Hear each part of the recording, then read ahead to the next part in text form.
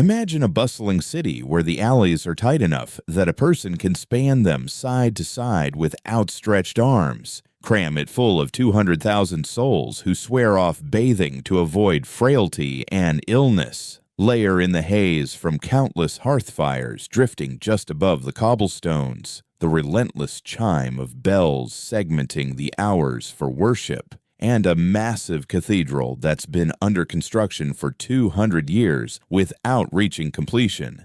That's Paris during the 1440s, a realm fractured by conflict at its core, the intellectual hub of Christendom, a spot where you might observe a skilled mason shaping enduring stone one dawn, only to succumb to the plague by dusk. Tonight, we're stepping into that world, not as distant observers of relics in a gallery. We're experiencing it firsthand through a single day's lens, one individual's reality.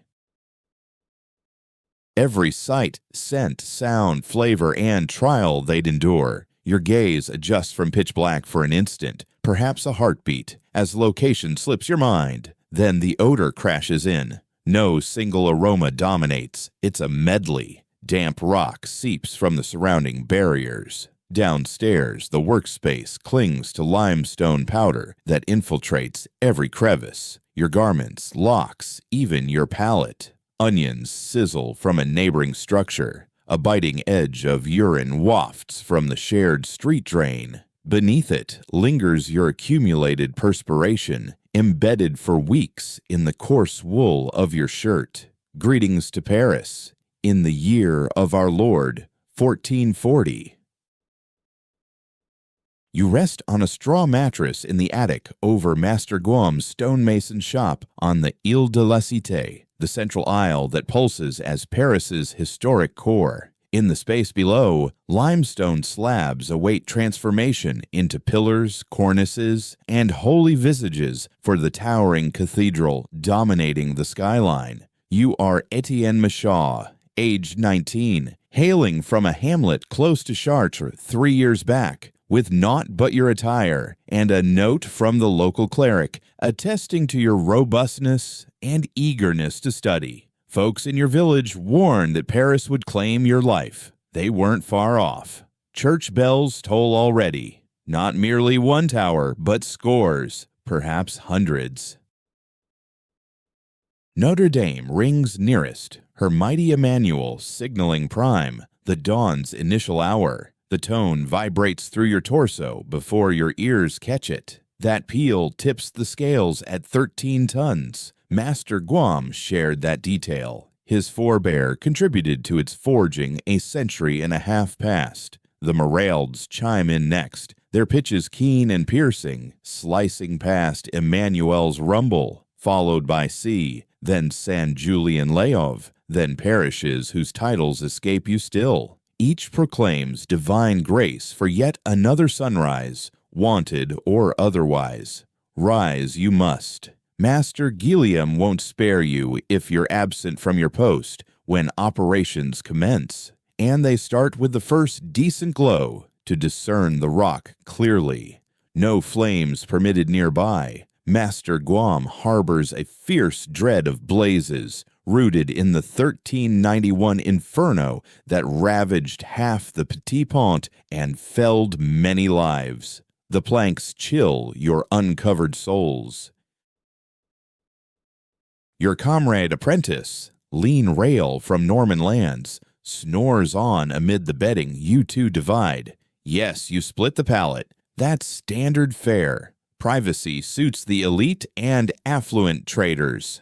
At your station, solitude in slumber is a luxury beyond reach. Fortunately, rail stays mostly still at night. You rinse your features with a dash from the basin in the nook. The liquid bites cold and bears a faint murk. You drew it last dusk from the public well on the parvis, queuing after a fish-scented lady and a fellow short 2 digits on his left. No conduits deliver water indoors via lead lines for folk like you. The Romans laid those a half millennium ago, and decay claims most now.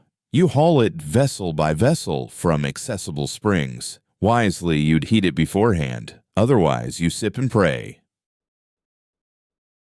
Beside your spot hang your garments from yesterday, a sturdy wool shift once tan, faded to mud's hue, brays of supple linen, knotted at waist and shins, stockings of wool sagging at the heels, clogs bound by leather thongs craving renewal. Your hide belt stands as your sole vanity etched with basic motifs. No extravagance, yet it signals your role under a master artisan, not mere toil. In Paris, how you present yourself counts above nearly all else. As you descend the ladder into the workshop, Master Gaume has already arrived, his palms gliding across a fresh limestone slab delivered the day before from the Sharon quarries. He's built solidly, his face etched with scars, yet his hands possess an almost fragile grace.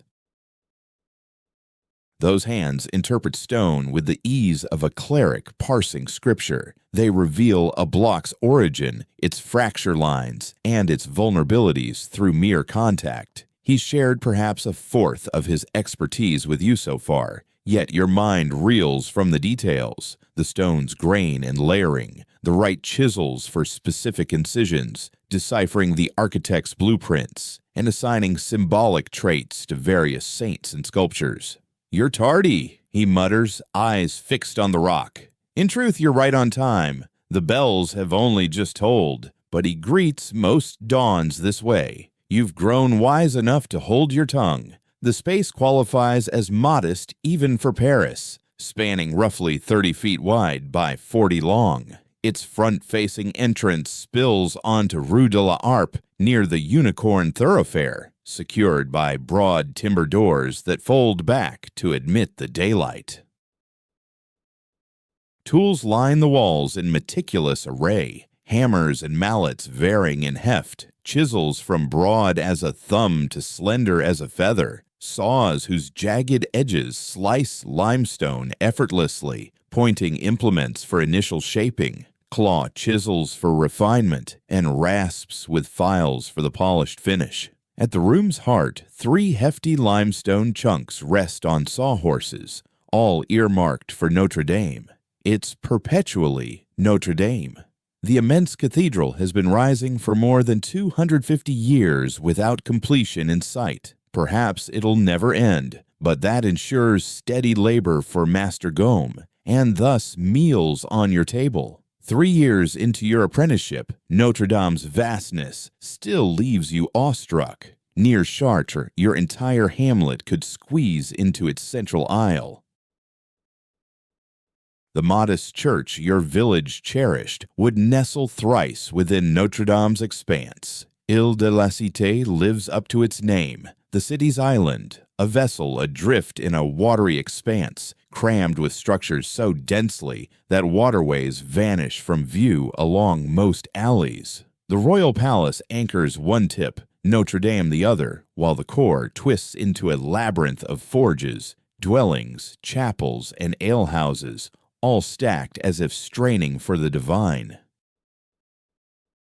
When Master Gaume dispatches you on the morning's initial task to fetch iron crampons from a smith across the right bank, you opt for the circuitous path, eager for another glimpse. It never fails to steal your breath. Notre Dame de Paris's western front, started in 1200 following the prior cathedral's fire, commands the scene. Its paired spires soar 226 feet skyward from the ground. Not quite rivaling Chartres' height, Master Gaume never lets you forget, but vaster in scope, bolder in vision, superior in every measure. Today, dawn's rays bathe the pale stone, bathing the entire elevation in a radiant shimmer. The rose window seizes the sunlight initially, a 42-foot circle said to depict the Virgin amid prophets and zodiac symbols in vibrant glass. You've witnessed its interior magic as morning beams filter through, dyeing the atmosphere in vivid blues, crimson, and amber. Above, the King's Gallery crowns the front like a diadem, 28 figures of Judah's monarchs, each reaching 8 feet. Master Guam's own mentor sculpted 3 in an era before the Mad King's reign and the English incursions. Even the gargoyles impress, protruding from the flying buttresses like fiends fleeing the holy domain, visible from your vantage. Far from mere ornament, they channel rainwater, spewing it from their jaws to shield the masonry. Master Guam once crafted one. A miniature version lingers in the workshop, a bat-eared beast bearing the features of a scheming taxman from his past. You've held back from inquiring whether the likeness was deliberate. You linger briefly, a lad from Chartres' outskirts gazing upon France's grandest basilica, perhaps Christendom's finest, though locals and Romans might dispute that fiercely. The builders who broke ground lay 200 years in their graves before your birth. Your ancestors, several generations removed, may have beheld those cornerstone rites. It's ancient, tangible history, yet duty calls. You can't dawdle eternally. The crampons await collection on their own. The lanes encircling Notre Dame bustle already, and by bustling, grasp the true intensity. In 1440s Paris, this defies today's mere throng where you dodge passers-by on a lively walkway. This is era's frenzy, a fight for footing. Sidewalks, non-existent. The roadway is all there is. A tight passage, perhaps 12 feet across, tilting to a medial drain. You navigate it amid a tumult. Walkers, mules, ox-drawn wagons, steeds of nobles and traders, a sedan borne by a pair of labored porters ferrying some affluent soul clear of the muck. Hawkers line the edges with their laden trays and handcarts, beggars stretching out their palms, stray dogs. Even pigs. Yes, pigs wandering loose all over Paris, scavenging through the refuse. The authorities have attempted bans on them several times. Back 300 years, the king's heir died after his steed stumbled over one and hurled him off. Yet the prohibitions never last. These animals serve a purpose, acting as the primary cleanup crew for most districts. The clamor is overwhelming. Merchants hawking their goods at the top of their lungs. Live eels straight from the Seine. Loaves of bread still steaming from the bakehouse, plump onions shipped from Burgundy, offers to hone your knives. Got any edges needing a sharpen? The shouting escalates because that's the only way to cut through the din. If you stay quiet, your voice gets lost entirely. Layer on the rumble of wooden wheels grinding over cobblestones, donkeys' harsh brays, pigs' shrill squeals, dogs' frantic barks, the splatter of household waste dumped from windows overhead, and the endless buzz of 1,000 chats blending French, Norman, Breton, Latin, and tongues you couldn't name if you tried.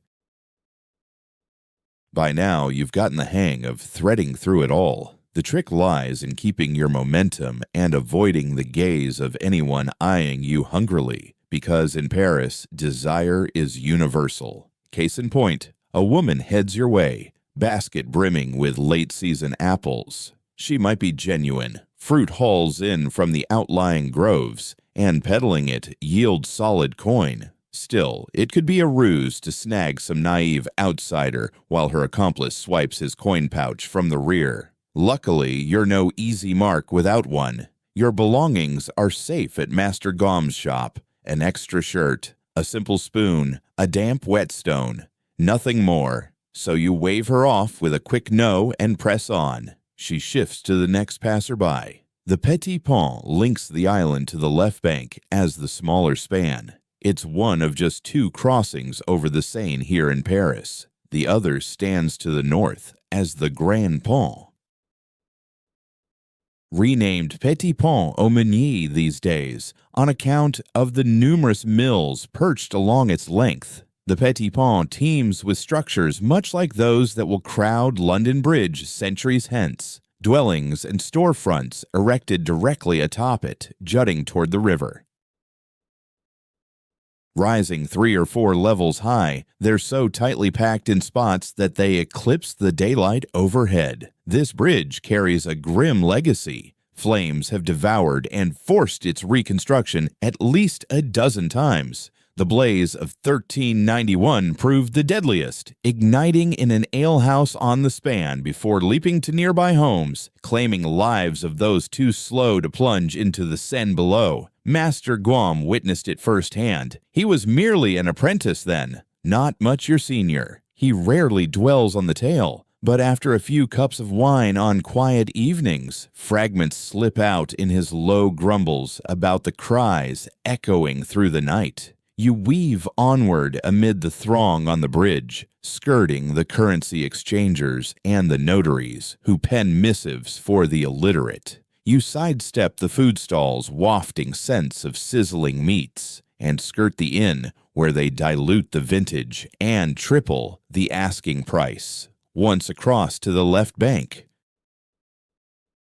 the lanes widen a touch. This marks the scholastic district, close to the Sorbonne and fellow academies. Clerics in somber gowns stride by, debating arcane matters in Latin that sail right over your head. Youths, even your junior, offspring of traders and lesser lords, pursue studies destined to mold them into clerics, barristers, or healers. Literacy in Latin eludes you, as does French script, though Master Guam's been drilling you on numerals and simple terms from building plans. That's schooling beyond what most folks ever claim. The smithy sits along the Rue de la Harpe, wedged amid a pub and a glover's. The blacksmith cuts an imposing figure, arms scarred with forge burns, and features like cracked hide from years outdoors. Jian's his name, and he's forged hardware for Master Guam, going on 2 decades.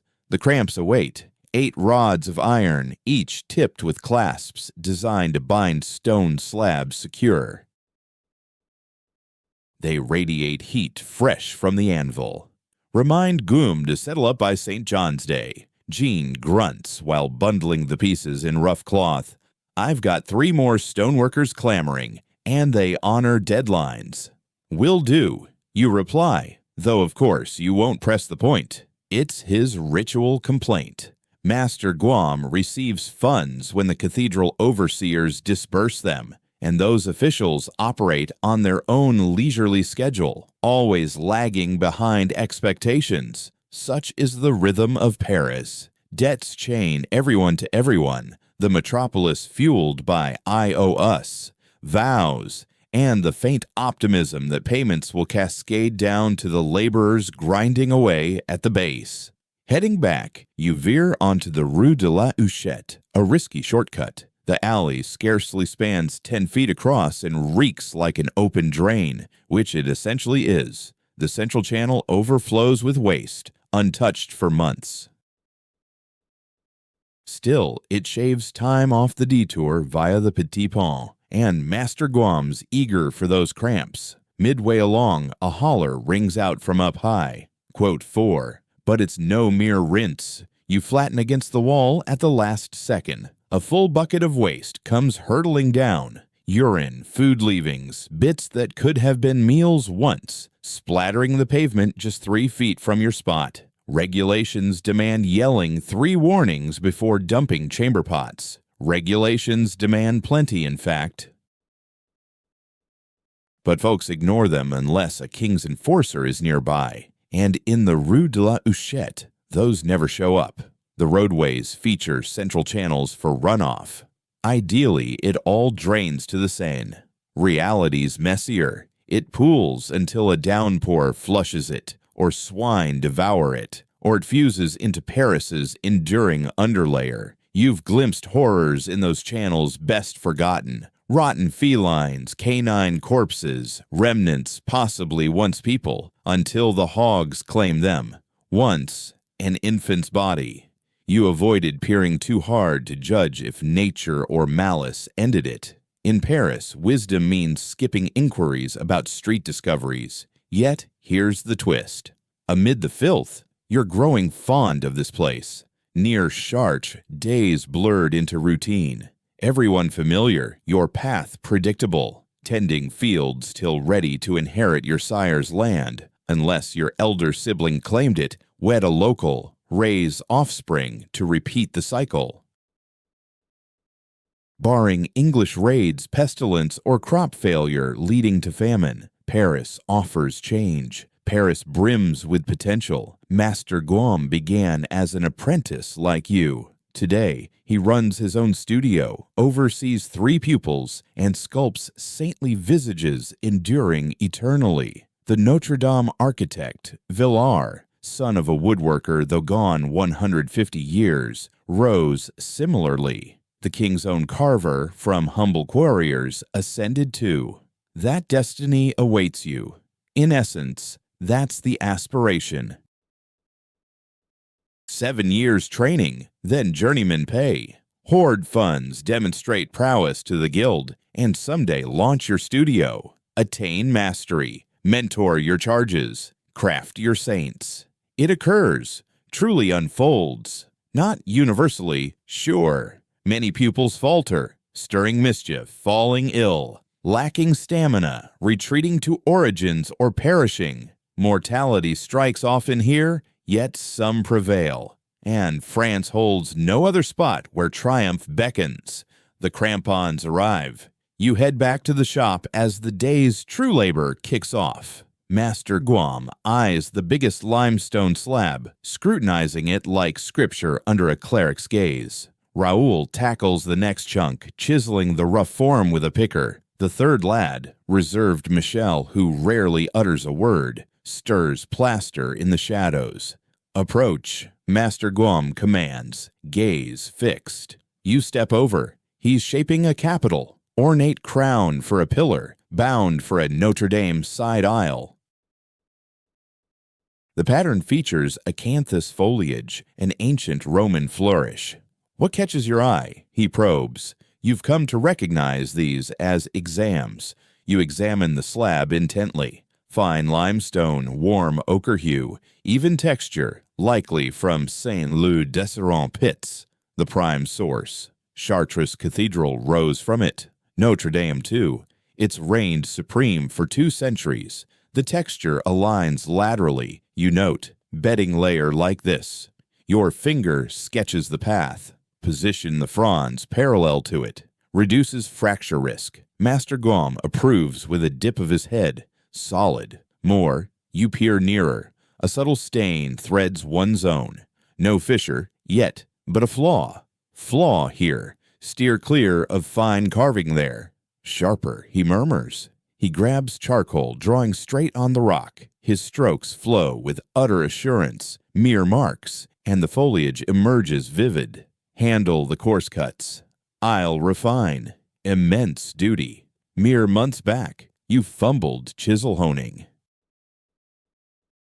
Now Master Guam relies on you for initial shaping of a Notre Dame capital, eternal fixture. No sweat. You choose implements. Start with the pointer, a tapered chisel for hacking away surplus. Follow with tooth chisel for smoothing. Finer ones await his touch. The task soothes like prayer. Each mallet blow demands precision. Overzealous, and the rock fractures. Feeble, and progress drags. Cadence counts. Strike, strike, strike. Steady pace, neither rushed nor languid. Guide the blade. Stone powder clouds the space, invading nostrils, lips, chest. All masons hack from it. Sometimes the veterans hack up blood. That's the toll this trade exacts. Yet as you labor, guiding your tools along the charcoal sketches Master Guam sketched out, as the foliage patterns start to materialize from the shapeless chunk, a sensation stirs in you unlike anything from toiling in the countryside. You're fashioning something enduring, something that will endure beyond your lifetime, beyond the lives of your grandchildren's grandchildren too. 5 centuries hence, a stranger will gaze upon this capital and behold these leaves. They won't recall your name, but your craftsmanship will endure. A bit of grit in your chest seems a fair trade for that. The morning slips by, sunlight wheeling higher overhead. Bells chime the passing hours. Sext tolls. though you offer no prayers in response. The day's cadence pulses through devotions you ignore. Near noon, Master Guam signals a pause. Etienne, fetch some bread. Ral, inspect the mortar mix. Michel, for heaven's sake, speak up. I'm beginning to suspect you're voiceless. Michel merely dips his head. You pocket the 3 deniers Master Guam presses into your palm and step into the thoroughfare. A decent bakery lies just 2 blocks away, offering fair loaves at honest rates. The owner is a widow called Agnes, mother to 4 youngsters, with a biting wit for any who haggle slyly. Her bread is dark and gritty, heavy on the rye over wheat, yet warm and satisfying. You purchase 2 hefty rounds for 2 deniers, keeping 1 aside for yourself. Agnes tosses in a wedge of cheese as a bonus. You're getting scrawny, lad. Tell Gom to stuff you properly. He provides plenty. He drives you like an ox, but rations you like a bird. She brushes flour from her apron. Pass on that Agnes calls him stingy. Of course you won't relay that either. En route back, you devour your share of bread, lingering in the lee of Notre Dame. The cheese is tough and briny, laced with blue veins that outnumber the good parts, but it packs nourishment, and you'll gladly accept it. Overhead, the cathedral looms like a towering peak. From here, you spot masons clambering across the roof, distant specks against the heavens. The scaffolding resembles a vast cobweb. Scores of feet in the air, timber struts bound by cords, bearing immense weights of rock and teams of laborers. Master Guam scaled those heights in his journeyman days. He describes it as perching atop creation itself. All of Paris unfurls beneath, the Seine snaking like molten silver, the ramparts, the meadows stretching outward. On crisp days, they say the Montmartre heights come into view. You're doubtful about climbing up there yourself. You're fine with elevations, but dangling 200 feet aloft on a lash of ropes and planks, that unnerves you. Still, perhaps one day, you polish off your bread and return to the workshop. Master Guam awaits, with half the capital still needing its initial carving before dusk falls. The afternoon drags on endlessly. Your shoulders ache from the ceaseless hammer swings. Fresh blisters form atop the hardened ones on your palms. The chalky limestone powder has bleached your brown tunic to a ghostly shade. Still, the capital is emerging clearly now. The acanthus fronds unfurl in elegant symmetry. Master Guam's blueprint shines with ingenuity, rooted in age-old conventions to please the chapter, yet infused with his personal flourishes. A nuanced arc in one spot, a lifelike ridge in the foliage elsewhere. As vespers approach in the waning light, Master Guam examines your progress. His fingers trace the surface, probing for flaws invisible to the eye. His expression remains inscrutable. At last, he inclines his head, solid, smooth as a polish demands. You're improving. Coming from Master Guam, that's lavish approval. Ral glances your way, envy perhaps, or admiration. With Ral, it's anyone's guess. Tomorrow you'll learn the fine chisels, Master Guam announces. That's where true mastery resides. Roughing out a lump, any dolt can manage that. Artistry thrives in the nuances. He lays aside his implements and eases his spine. A pop echoes from his joints. At around 45, he carries himself like a man of 60. 30 years hammering rock will do that to a frame. That's it for now. Stow the gear with care. Ral, handle the cleanup. Etienne, I've got a task for you. A twinge of dread hits you. Twilight's closing in. Late-day chores often lead to unwelcome destinations. Master Guam passes you a folded missive, sealed with wax stamped by his emblem, a mason's square, crossed with a compass. Deliver this to the chapter house. Hand it to Brother Anselm or whichever clerk's about. It's regarding the pay for our recent stone delivery. The Cathedral Chapter House. That involves fording to Notre Dame's northern flank, navigating the cloisters, contending with the priests. You'd sooner grapple a swine, but objections aren't an option. You slip the letter within your tunic and venture forth. The avenues have altered with the afternoon's advance. The dawn bustle has softened to a steadier hum. Folks trudge homeward from their labors. Merchants shutter their stalls. The sun hangs low, casting a warm golden glow that slips between the structures and stretches shadows across the ground. You weave through the tight alleys encircling the cathedral. These paths are ancient, predating even the present Notre Dame. Many trace their origins to the Roman era, back when the city went by Lutetia, and the island in the Seine served as a defended settlement. Scratch below the paving stones, and you'd uncover remnants of that time: Roman bricks, tiles, even coins. Here in Paris, history lurks right underfoot. On the cathedral's northern flank, that's where the clergy reside and carry out their duties. The chapter house stands as the spot for canons to gather and handle affairs. Nearby lies the cloister for their contemplative strolls and devotions. And the library holds volumes more valuable than a lifetime's earnings for you.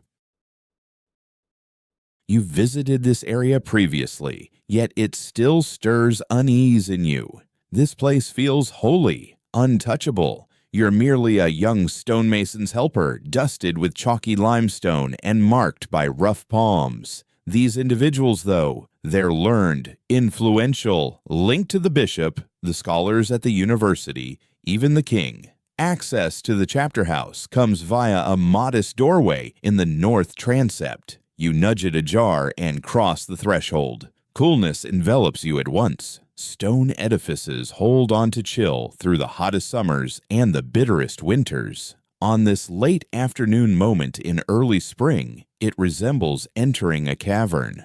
The hallway stretches dimly forward. Slender openings in the walls admit barely sufficient illumination to guide your steps. Intricate carvings adorn the surfaces, biblical tales, saintly biographies, episodes from ecclesiastical chronicles.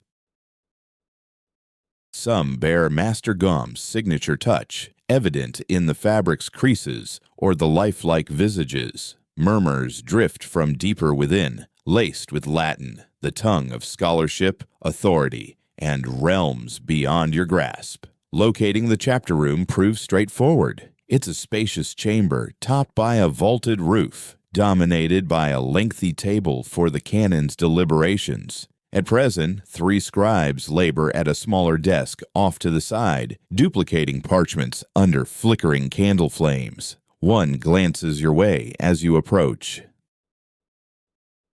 He's in his mid-20s perhaps, with the unmarked fingers and unweathered complexion of a life spared from toil. His tonsure shines freshly, the bald crown catching the light. Quote 5. His French carries a refined Norman lilt, the sort signaling a well-heeled lineage that bought his clerical position. Quote 6 you state. Quote 7. Quote 8. He extends his palm expectantly. You pause briefly. Master Gom instructed delivery straight to Brother Anselm alone, but challenging a church official amid the cathedral's inner sanctum isn't wise. You pass it over. Without delay, the clerk snaps the wax seal and scans the contents before you. His brows arch just a touch.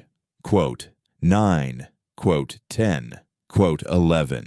You're clueless on the accuracy. No part in the bargaining for you, but Master Guam tracks every detail with precision. If the missive states so... Sir, the clerk lays it aside. Inform Master Guam the chapter will examine his invoice at our upcoming assembly. We convene the first Monday monthly. Yes, sir. Also convey that our ledgers indicate the set price was 38 livres, not 42.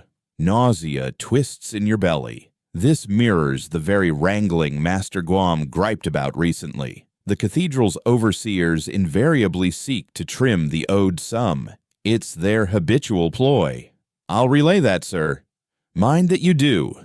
The clerk resumes his task, signaling your exit. You depart the chapter house, queasy inside. Master Guam will rage. He's anticipated that coin for weeks now. It covers debts to John the Smith, to Agnes the baker, to the quarry for the latest stone shipment. The fragile stack of obligations sustaining the workshop hinges on the chapter settling up fairly. Yet they've docked him 4 livres.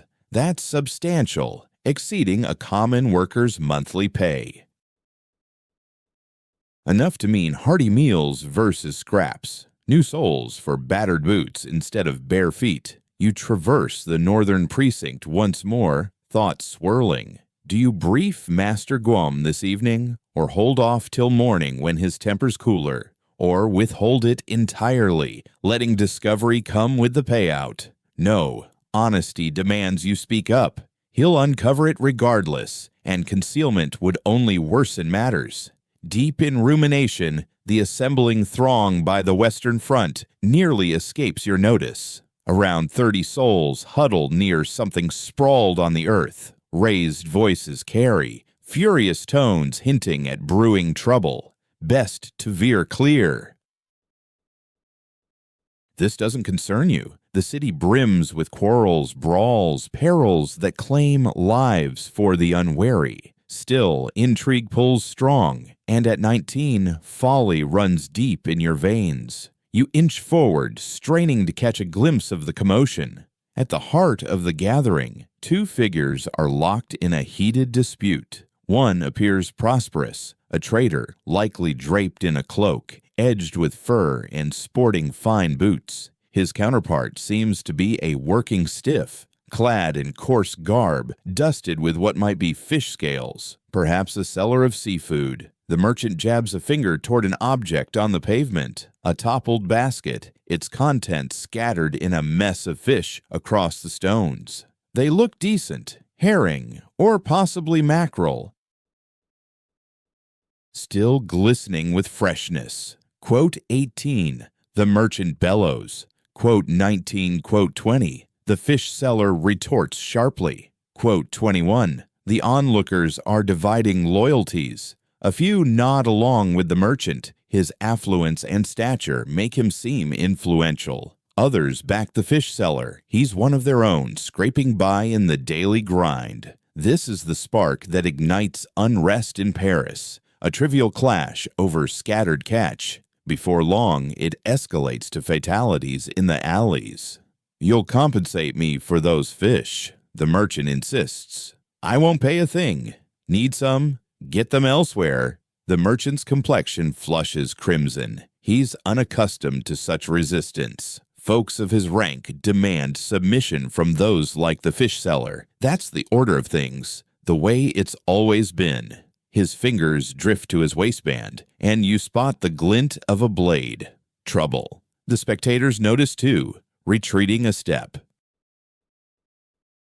What began as words now teeters on the edge of violence, maybe even killing. The fish seller's gaze widens at the sight of the weapon, yet he doesn't yield. Instead, he snatches a hefty fish from the ground, gripping its tail like a makeshift weapon. "Sheathe that dagger." A voice from the throng calls out, "No need for blood over this." But the merchant's fury blinds him. He's seething at the audacity of this commoner, this peddler, who spoke against him and rejected the demand for reparations. He lunges ahead, blade aloft.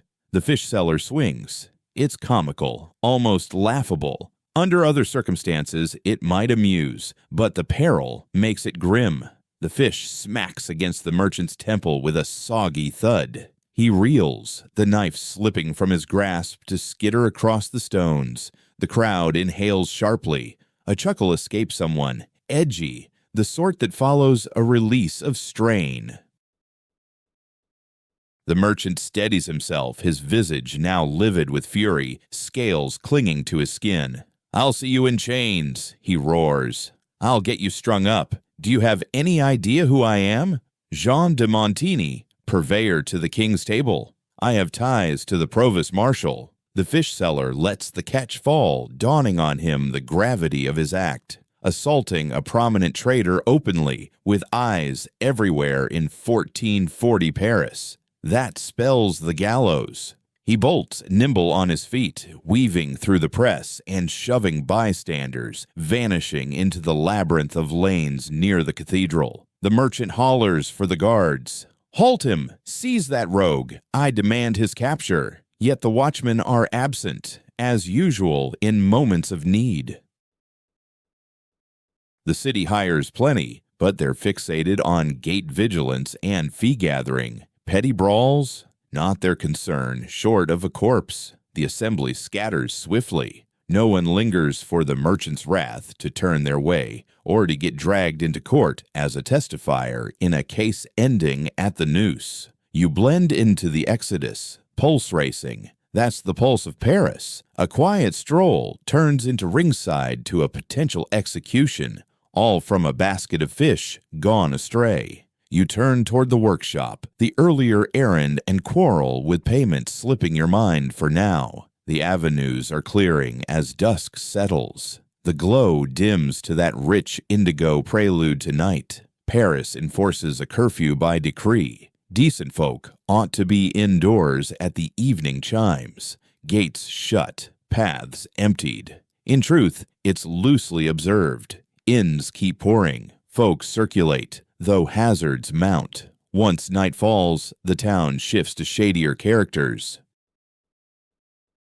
You reach Master Guam's shop as the final rays vanish. He's perched at the bench, nursing a goblet of wine. Weariness etches his features, born of 30 years toiling relentlessly. "So," he ventures, "what was their word?" You draw a steadying breath. The clerk mentioned they'll assess your case at the upcoming session, the first Monday next month. Master Guam's jaw clenches.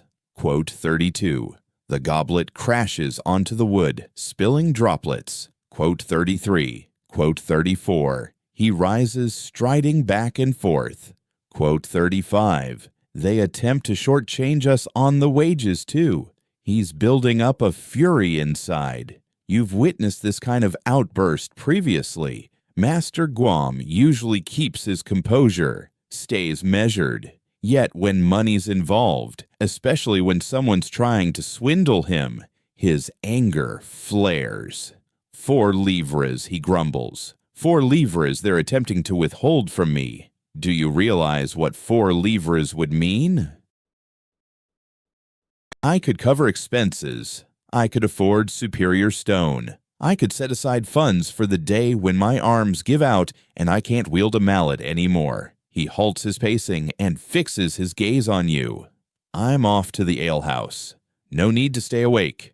And just like that, he's vanished into the deepening shadows of the street, bound for some tavern where folks might lend an ear to his grievances against the cathedral's clerks. The workshop falls silent with you alone in it. Ral and Michelle have long since retreated to the upper room for the night. The implements dangle from the walls, quiet observers of the day's toil. You ought to head up there yourself, snatch some shut-eye. The next day promises more grueling hours of chiseling rock and inhaling grit, but thoughts keep churning in your head. The brawl about the fish, the trader's blade, the vendor fleeing in terror. Master Guam's outburst over 4 livres. This place is perpetually tense, forever teetering on the brink of a fight, eternally one unsettled bill from collapse. You ignite a modest taper. Master Guam permits just 1 flame after dark for illumination, enough to work by at the bench. There, on the surface, lies a chunk of limestone about the size of your hand, a leftover from the day's efforts. Not big enough for real projects, but ideal for honing skills.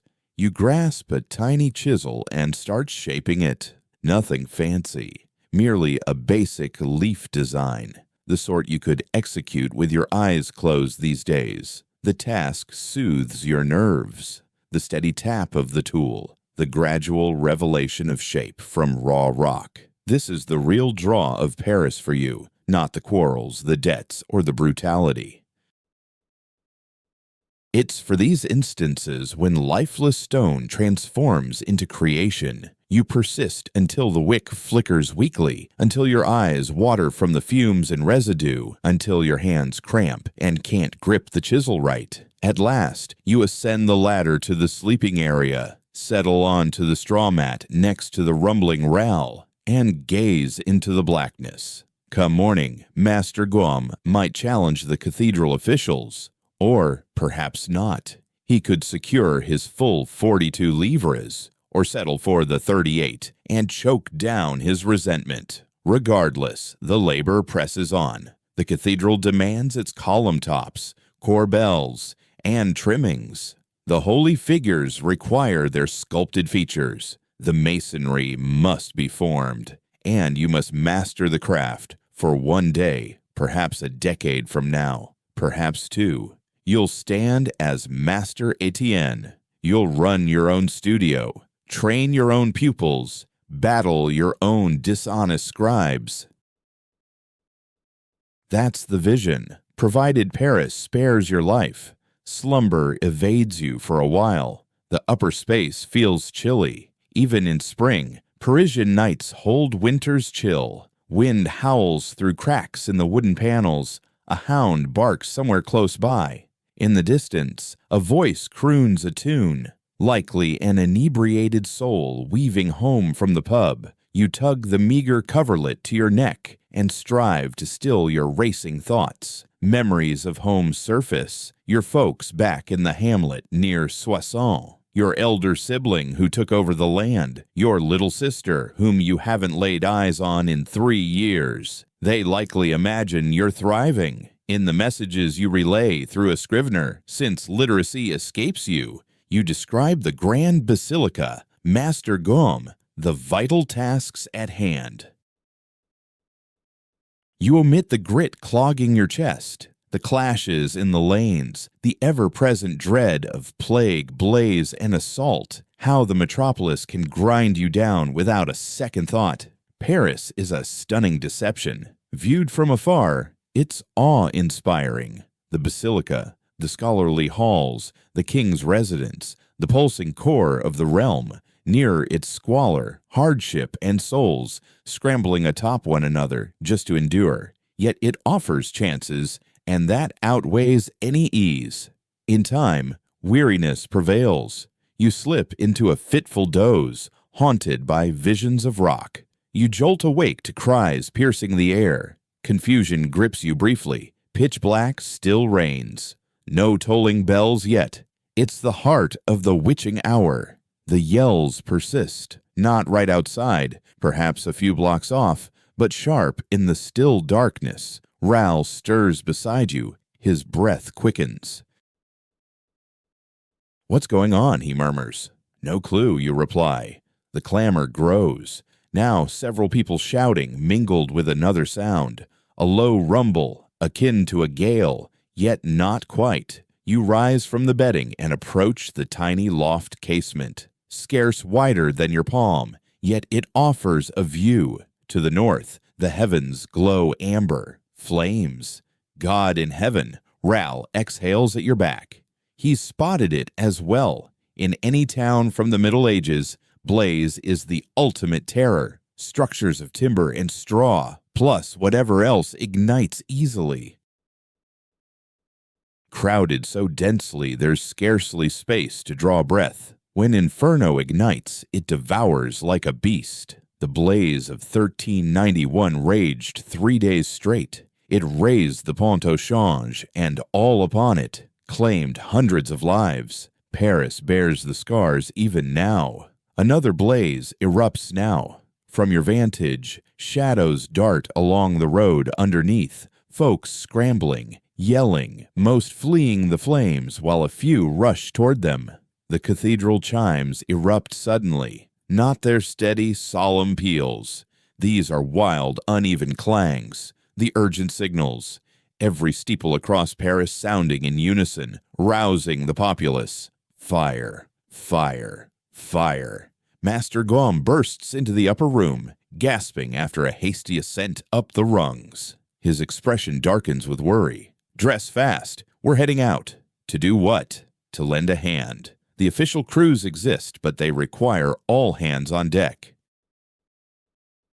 Should those infernos creep toward the Ile de la Cité, the whole operation could vanish. You pull on your clothes in a rush. Woolen shirt, tunic, belt, boots. Ral and Michel mirror your haste. Below in the workroom, Master Guam barks commands. Etienne, stick close to me. Michel, hold down the fort here. Should the blaze approach, prioritize the implements, then the masonry. Michel dips his head. Candlelight casts a pallor over his features. Master Guam snatches a pair of hide pails from the shadows. He thrusts one into your grasp, the other to Raoul.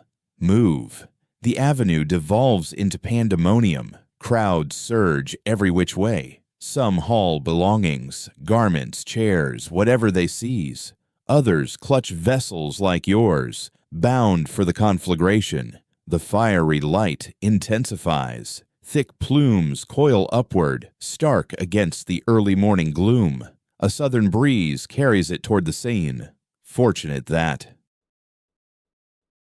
A shift to the island's direction would spell ruin for everyone. Master Guam guides you northward over the Pont aux Meuniers. The span teems with humanity. The bridge's water wheels grind on relentlessly, oblivious to the surrounding frenzy. Across on the right shore, the lanes constrict once more. Here, the haze thickens. It coats your tongue. Soot drifts like grim flakes, not snow, but far grimmer. The outbreak grips the Marais Quarter. The term evokes boggy origins. Long ago, wetlands gave way to drainage and dwellings. Today, it ranks among the capital's most crowded enclaves. Tight alleys, timber frames, ideal tinder. Flames come into view at last. An entire row engulfed, perhaps another beyond. Smoke obscures the full scope. The responders have arrived. About 200 laborers pails in relay from the closest pump to the blaze, dousing the heat. It's futile as splashing a blast furnace. Utterly pointless. Yet options remain scarce. Master Guam shoves you into their ranks. You slot in amid an unfamiliar baker and a fellow reeking of hides, likely a leather worker. The labor grinds mercilessly. Water sloshes from grip to grip, hurled at the blaze, returned vacant. Relentlessly, your limbs ache. Smoke scorches your chest. Soot clings to flesh, locks, lashes. The warmth assaults even from 50 paces, akin to a smithy's blaze. Those nearest endure mere moments before yielding their spot. You toil what seems an eternity. Truthfully, perhaps just an hour or so. Duration blurs amid the battle. Bit by bit, the blaze weakens. The chain gains ground, or fuel simply dwindles. Regardless, the ruddy glare dims. As morning chimes peal, the threat ebbs. Lingering embers dance in the debris, but peril retreats. You remain, filth-caked and quaking with fatigue. Survey the toll. 4 structures razed utterly. Charred beams, tumbled facades. Another 5 or 6 scarred badly. Scores displaced. No fewer than 3 fatalities. You witness the remains extracted from the rubble, all sparked by a stray hearth ember, a toppled taper, or discarded cinders in the wrong spot. That's Paris in a nutshell. A single lapse, a fleeting oversight, and lives end. Master Guam locates you amid the throng. Grime streaks his visage, aging him 2 decades. Time to head back, he mutters. The trek to the Ile de la Cité unfolds wordlessly. The metropolis stirs. Dwellers peer from doorways, gaze at the lingering haze, inquire about the uproar. The incident morphs into tale already. Come midday, details inflate. By dusk, it swells to epic. 10 structures lost, 20 casualties, 50. Figures balloon with every recounting. Such is the city's rhythm. Truth twists to fable, then saga. At the studio, Michel lingers vigilant, his relief evident. Contained. Rest up, everyone, Master Guam instructs. No labor today. But the keystone, it can hold. Notre Dame endured 2.5 centuries. One day more won't matter.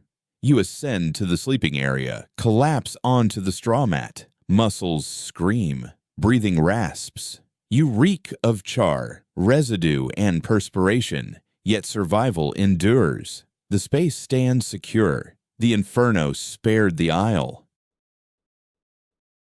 For now, sufficient. Eyes shut, you surrender to the void of utter weariness. Hours pass before you stir. Sunlight streams overhead. Noontime likely. From the slant of sunlight filtering through the narrow window, it's clear your entire frame aches. Your shoulders ache rigidly from hauling those buckets all night. Blisters throb on your palms. Your throat rasps raw from inhaling all that smoke. A cough brings up dark phlegm. Raoul remains asleep nearby, his breaths a gentle rumble. Michelle's vanished, likely down in the workshop below. You ease your way down the ladder, each step drawing groans from your sore muscles. Master Guam sits idle at the bench, gazing at the incomplete capital. Cloth binds his hands, likely burns from last night's frenzy, unnoticed amid the uproar. Quote 36, you murmur softly. He glances your way, eyes bloodshot, though you can't say if it's the fumes or sheer fatigue. Quote 37, he nods toward a wooden bowl perched on the bench. Quote 38, the stuff's gone cool and gluey, but it fills the void. You gulp it down on your feet, too worn out for niceties. 3 lost their lives, Master Guam adds in a low voice. The baker's kin on Rue de Rosier, father, mother, and little one, trapped too long to escape. You halt mid-bite, the oats turning bitter as cinders on your tongue. Decent fellow, that father, he goes on, still owed me for fixing his oven back last year, meant to collect it soon. A harsh chuckle escapes him. Guess that's off the table now. That's death in Paris for you. Nothing grand or poignant, just pointless loss. A fellow gone for a botched repair job, flames taking him. The twist nearly amuses, if it didn't sting so. The cathedral demands those capitals by month's end. He shifts gears sharply. 3 weeks left. We'll push the pace. Understood, master. But hold off today. I've got an errand for you instead. Dread knots in your gut. You're bone-tired, craving days of rest. Yet you hold your tongue. Master Guam rises with a grimace, his scorched hands rebelling. He shuffles to a secured chest in the workshop's corner, retrieving a modest leather pouch. Coins jingle faintly within. Head to Saint Denis, he instructs. Saint Denis, beyond the walls, up north of the city, near an hour's trek, or longer. The Abbey, yes. The royal one. That's it. Renovations on the tombs there. The head mason's a longtime ally, Gerard Dew. Last month he mentioned Extra Tours limestone going spare. Fine blue-black stuff, ideal for intricate inlays. Master Guam doles out the coins from the pouch. Here's 20 sous, enough stone for a few pieces, and something to eat on your way. Mention my name to Gerard. He'll deal square. 20 sous, a sum beyond anything you've handled before. Your fingers tremble as you accept it. Quote 54, he warns. Quote 55. Quote 56. Quote 57. You slip the pouch snug against your skin beneath your tunic, the metal chilling your chest. Michelle emerges from the rear, arms full of tools. Quote 58, Master Guam mulls it over, then dismisses the idea. You reply, summoning bravado you scarcely possess. You snatch your cloak, a meager wool scrap that wards off chill just enough and lends you an air above the vagrant sort, then step into the Parisian midday. The city wears a strange face in the light after flames have licked it. Lingering smoke veils the air in a misty shroud, blurring the world into something surreal. Folks huddle at corners, murmuring over the events, swapping tales, tallying casualties. You press northward across the Ile de la Cité, skirting Notre Dame en route to the Grand Pont. The bridge hums with fewer souls than typical. Many hole up indoors, nursing the night's toll. Over on the right bank, you thread through the Marais. The fire stench hits first, that sharp bite of charred timber, scorched masonry, and worse. You veer a touch to survey the ruin by day. It's grimmer than imagined. 6 structures gutted flat, not the 4 you'd figured, their shells still exhaling wisps. Scavengers sift the debris for usable scraps. A woman weeps beside a warped blob of what was once cookware. A fellow spars with a cleric over burial spots for the fallen. You push on, no aid in your power to offer, and those 20 sous from Master Guam press urgent against your ribs. Beyond the scorched stretch, urban rhythm resumes, or its rough equivalent in Paris. The Porte Saint-Martin, northern egress from the walls, buzzes with wagons. Produce and cereals roll in from rural reaches. Folks are heading out of the city, some on foot, others mounted on horses. The guards inspect the loads, gather up tolls, and ensure nobody's sneaking in forbidden goods. You fall into line.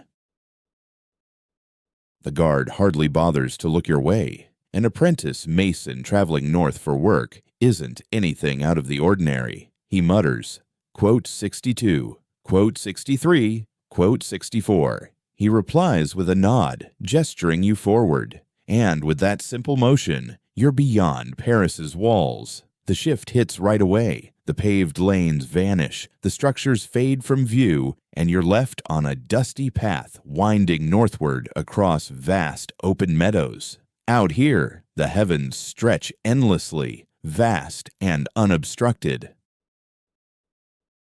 It's easy to lose sight of that endless horizon amid the urban sprawl. The countryside encircling Paris consists mainly of cultivated land, patches of wheat and barley that remain lush at this time of year. Groves of apple and pear trees dot the area. On the hillsides, rows of vines climb steadily. Here and there, hamlets of just a handful of dwellings huddle near a chapel. This is the true heart of France. Not the frantic disorder of the metropolis, but the steady, timeless cycle of sowing, reaping, and the wheel of seasons. After 3 years in Paris, you'd nearly lost touch with scenes like these. The route to Saint-Denis sees plenty of traffic, so you're far from solitary. Fellow walkers include pilgrims bound for the monastery, farmers off to sell their wares, even a band of monks proceeding in quiet devotion. Ox-drawn wagons trundle along, piled high with merchandise. Up ahead rides a trader flanked by a pair of armored escorts in mail. The journey proves enjoyable. The breeze carries freshness, free from the haze of fires, the reek of waste, or the overwhelming odor of so many souls crammed into tight quarters. Instead, there's just the expanse of crops, the open air, and now and then a whiff of fertilizer from nearby plots. You traverse a modest settlement, around 20 homes, a chapel topped with a timber spire, a communal pump in the village square, kids kicking around a ball made of hide, and an elderly lady twisting fibers into yarn right outside her door. It feels like it could be your own hometown or any such spot across the realm. The locals eye you with that wary interest country folk reserve for outsiders. Your urban origins show plainly: the cut of your garments, your posture, the brisk, strained stride. Town dwellers carry themselves with a different energy, quicker, more wound up. Suddenly a young lad, perhaps 7, darts toward you. "Mister, are you from Paris?" "That's right," you confirm. His gaze widens in awe. "Do they really have towers scraping the clouds like peaks?"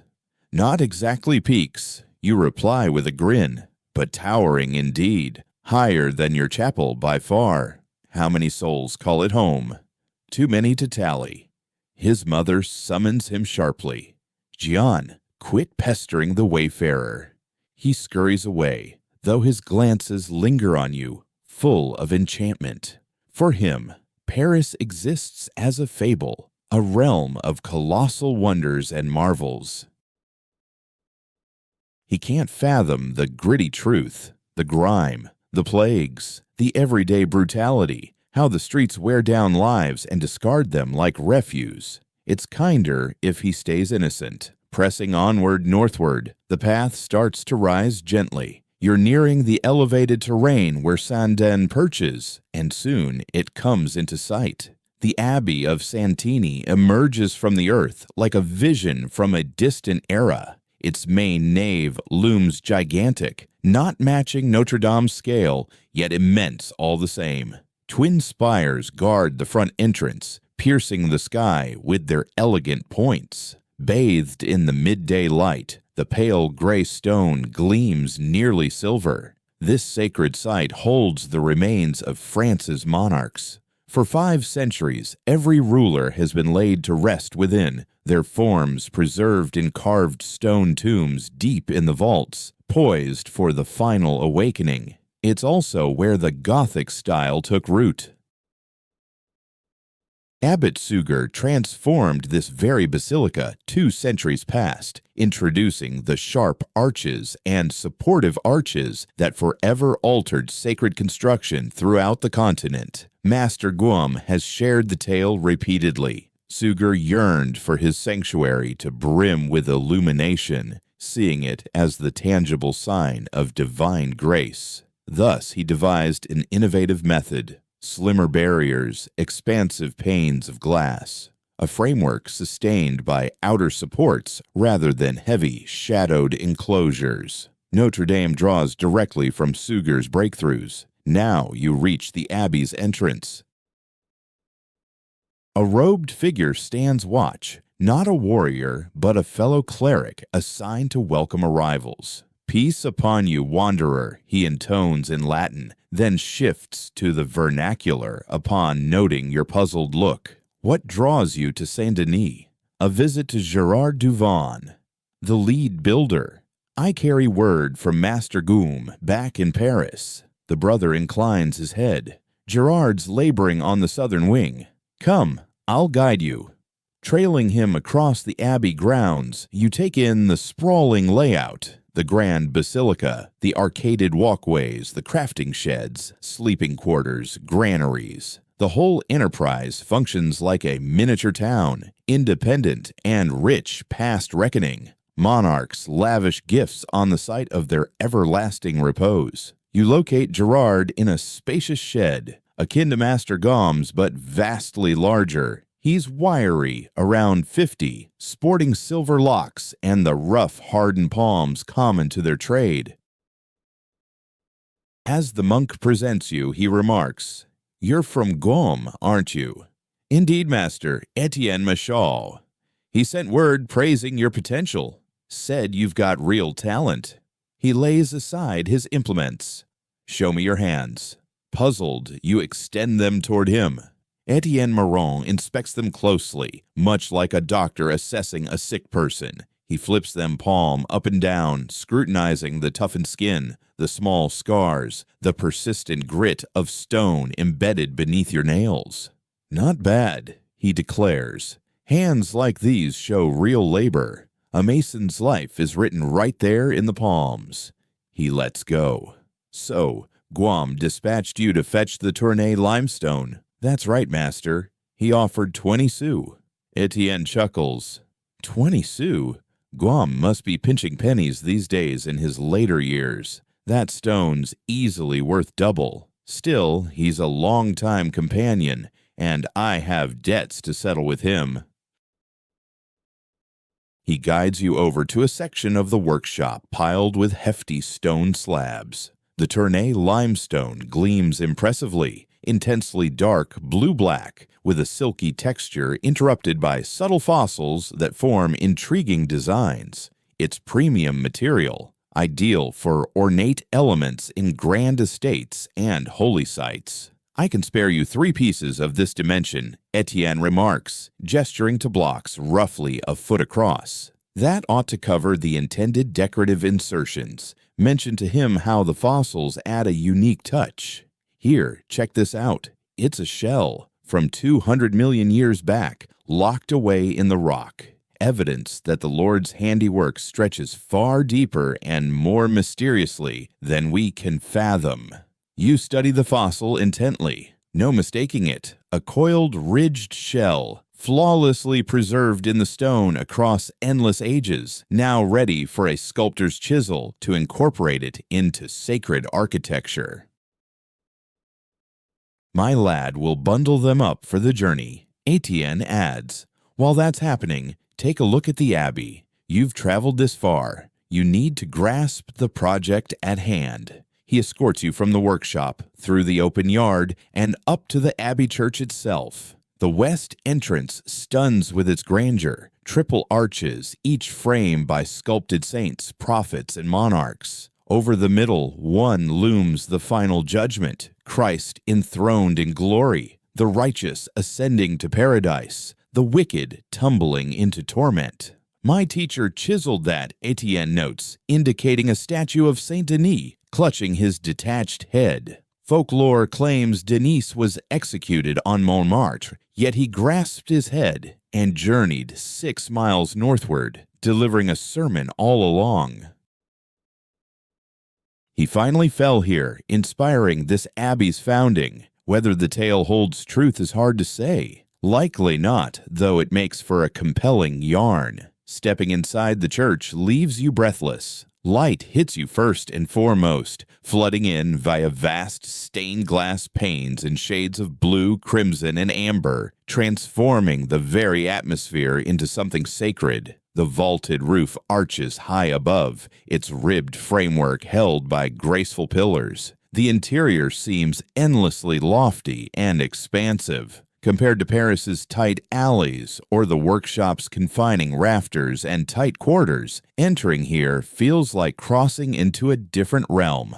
Abbot Suger's dream, Etienne murmurs softly. He envisioned this as a window to paradise, filled with radiance, openness, and splendor, a sanctuary where earthly forms reveal the spiritual beyond.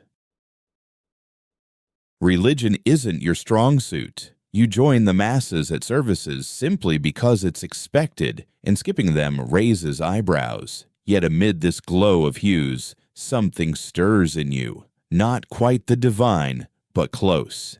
It's the raw drive of humanity etched into enduring rock and colored panes. Follow me, Etienne suggests. Let's view the royal tombs. The crypt lies under the nave. Rough-hewn stairs descend into shadow. Flames from sconce-held torches dance along the rough walls. Sarcophagi stand against the sides, elaborate stone tombs topped with likenesses of the rulers inside. Certain inscriptions jog memories from tales. Charles Martel, who halted the Muslim advance at Tours. Pepin the Short, sire to Charlemagne. Other monarchs unfamiliar to you, their carved features eroded by centuries. From Dagobert to Charles VI, Etienne explains, every French king rests here, awaiting the end times. Charles VI, the deranged ruler, passed only 19 years back. You were just an infant then. Still, the legends persist. Accounts of his frenzied spells, believing himself fragile as glass, liable to break on contact. The time he slew his guards in paranoid rage, his instability sparking internal strife, paving the way for English incursions. The realm's wounds from his rule linger on. Word is, the reigning monarch will join them someday. Etienne continues. Charles VII, dismissed by the English as the pretender, the very one Jeanne d'Arc championed. Joan of Arc, the Orleans maiden executed for heresy 9 years past. To some, a holy figure, to others, a sorceress. Or merely a young woman guided by visions, ensnared in conflicts beyond her grasp. At 10, you heard the tidings in your hamlet. The local cleric called it a sorrowful end. Your sire grumbled that females had no place in battles. Amid these entombed sovereigns in the crypt's gloom, you ponder what Joan might make of it all. Her campaigns crowned Charles VII and expelled the English from Orléans, only for betrayal, immolated while her protected king offered no aid. Such is France. Such is the past. Let's go. Etienne says, let's grab that stone for you and get you headed back to Paris before nightfall. Once you're back at the workshop, one of the apprentices has bundled the 3 chunks of Tours limestone in rough cloth and secured them with cord. The load weighs around 60 pounds altogether. You'll need to haul it the whole distance to Paris. Gerard passes you a wooden carrier fitted with straps for your shoulders. This'll help spread out the burden. You'll still feel worn out by the time you arrive, but at least you won't wreck your spine. You pack the stones into the frame and swing it up onto your back. Gerard had the right idea. It's burdensome, yet you can handle it. Quote 81, he adds. Quote 82. Quote 83. Quote 84 bandits? Naturally, because lugging 60 pounds of prized stone isn't nerve-wracking on its own. You set off toward the roadway, the frame of rock bearing down on your shoulders, with the 20-sous pouch still nestled against your torso. The return trek to Paris drags on, far more sluggishly than before. The weight pulls at you, and the straps bite into your flesh. You pause for a break every quarter hour. The sun dips low in the west. You've got roughly 3 hours of light remaining, more than enough to make the gates before they shut. You likely pass the familiar little hamlet again. The kids have all retreated indoors for supper. The elderly woman might still be at her wheel, fingers dancing in the timeless cadence of her trade. She gives you a slight dip of her head as you go by. Quote 85, quote 86. The countryside unfolds along the route, meadows rolling out on both flanks. Laborers wrap up their toil for the day. In the far off, you spot them trudging homeward to their hamlets, implements slung over their backs, echoing the existence of their forebears, from parents to grandparents, stretching back to the era of Roman dominion over these territories. There's a soothing steadiness in that continuity, a sense of forever, though it doesn't suit you. You'd picked Paris. You'd embraced the tumult, the prospects, the perils. Returning to the languid rhythm of farmstead drudgery isn't an option. The path bends a touch.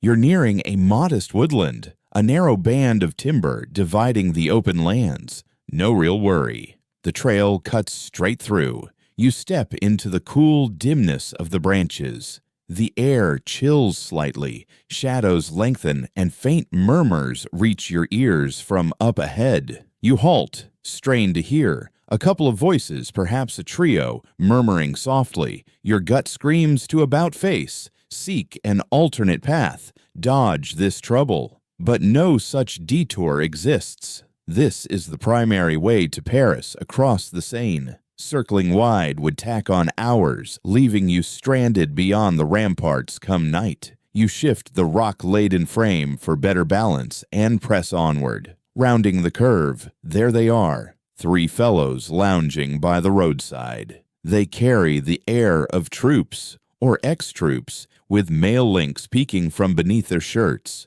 blades hanging at their sides, footwear battered from hard use. Routier, hired blades. Veterans of the 100 Years' War turned jobless and ruthless. They prowl the rural stretches, preying on the defenseless for whatever they can seize. They catch sight of you and rise. Well now, one drawls, a wayfarer. Afternoon, mate. You continue forward. Afternoon. That's quite the burden you're bearing. Care to share what's in the rig? Limestone for my master back in Paris. Limestone, eh? The fellow moves to block the lane. Sounds like a heap of work for plain rock. Bet it's worth a bit. Nothing special, just for sculpting.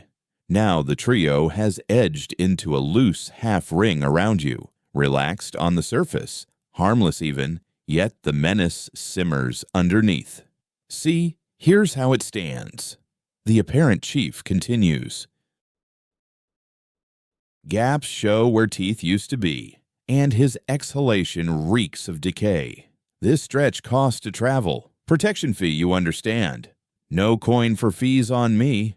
Reckon you do, though. He nods toward your garb. No serf's rags on you. Apprentice, are you? Got some standing. Ought to have a bit of silver rattling around. Your fingers twitch toward your chest, where the hidden pouch sits. The leader spots it. His grin stretches. There we go. Coin after all. Show us. This is the crux.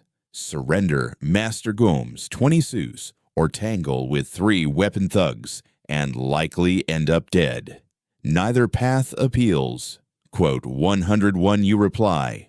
Quote 102. Quote 103 thoughts whirl in your head. Reveal it, and your fib unravels. They'll snatch it, maybe finish you off for the deceit. Resist, and they'll pat you down. Outcome unchanged. Bolt, with 60 pounds dragging you, you'd barely manage 10 paces. No wish for strife here, you offer. Same for us, pal. Just collect our due and let you pass. The other pair rest hands on their sword grips. Not unsheathed, but poised. You're finished on this dusty track, and none will ever learn. Master Goom will assume you bolted with his silver. Your remains might end up in some forgotten ditch, or worse, never discovered at all. Then, the sound of hoofbeats reaches your ears. A horse galloping swiftly from the north. The 3 routiers catch it too, their eyes meeting in quick alarm. The situation just shifted dramatically. Rounding the curve comes a lone rider in the fine attire of nobility. Not a patrolman or fighter, but affluent and well-armed, precisely the sort you avoid unless courting death. He takes in the standoff at once and halts his mount with a firm pull on the reins. His fingers drift toward the hilt of his blade. Quote 106. His tone carries the refined clip of schooling and command. Quote 107 replies the routier chief. Quote 108. Quote 109. The routier retreat. Unwilling to challenge an armed aristocrat on horseback over a mere boy's coin pouch, they melt into the woodland shadows. The rider observes their withdrawal before turning to you. Injured? Not at all, my lord. My thanks. What's in the load? He inquires. Stone for my master in Paris. I'm apprenticed to a mason. He inclines his head. Paris bound myself. Best you join me astride. Those fellows will circle back the instant I vanish. He's spot on. The routier likely lurk among the branches, biding time for his exit. Quote 115. Quote 116. No point in protesting. You match the horse's gait, pressing onward toward the south and the city. The rider stays mostly silent, yet his mere company wards off peril. The routier make no return. Some 30 minutes later, Paris's fortifications loom ahead, bathed in the warm glow of the descending sun. Quote 117. The rider announces. A faint smile crosses his face. With a nudge, he urges his steed forward, vanishing amid the throng en route to the portals. His identity remains a mystery. You arrive at the Porte Saint-Martin right as dusk kisses the skyline. The sentries ready the barriers for evening lockdown. Quote 122. One mutters as you slip inside. Quote 123. Within the ramparts, you weave through twilight lanes to the Ile de la Cité. The frame burdens like 1,000 pounds now. Your back throbs, limbs quiver. Yet you've succeeded. Secured the stone, the funds, exchanged for purpose. Master Guam ought to approve. The shop lies in shadow upon your return. All have retreated aloft for supper. You place the frame gently aside, unveiling the tour's limestone chunks and positioning them prominently for Dawn's inspection. By torch flare, the deep indigo rock shimmers, its embedded fossils dancing like petrified waves. Stunning. Valued at 20 sous, justified the peril amid Roudier-haunted paths. Scaling the stairs to the upper chamber, you find Master Gaume, Ral, and Michel, clustered by a modest firepot, sharing loaves and dairy. Quote 124. Master Gaume glances up. Quote 125. Quote 126. Master Gaume chuckles. Quote 127. You settle near the warmth. Michel passes you portions wordlessly. You devour them, weariness muting speech. Quote 128. Master Gaume probes. A pause. You weigh the Roudier's threat, then dismiss it. Unnecessary now. You're whole, the prize intact. No incident. Quote 129. You assent, masticating steadily. After today's ordeal, it's banqueting fare. Beyond, Paris quiets for slumber. Vespers toll, marking day's close. Windows seal, hearths dim. The metropolis winds down. Bone-weary, you stretch on the bedding and shut your lids. More labor awaits with sunrise. Fresh rock to shape, skills to hone. But this eve, survival suffices. Slumber tarries despite fatigue. The garret chills. Thoughts loop endlessly through the roadside clash. The brigand's grim stares. That instant of certain doom. The noble's timely arrival. Heaven sent. Ral's breaths rumble nearby. Michel huddles quietly on his mat, ever taciturn. Master Gaume lingers downstairs, likely nursing a final draft. Gazing into the gloom overhead, you ponder life's precarious thread. A single misstep or stroke of misfortune, and you'd end up lifeless in some roadside gully, slashed from ear to ear. That's the harsh truth of France during the 1440s.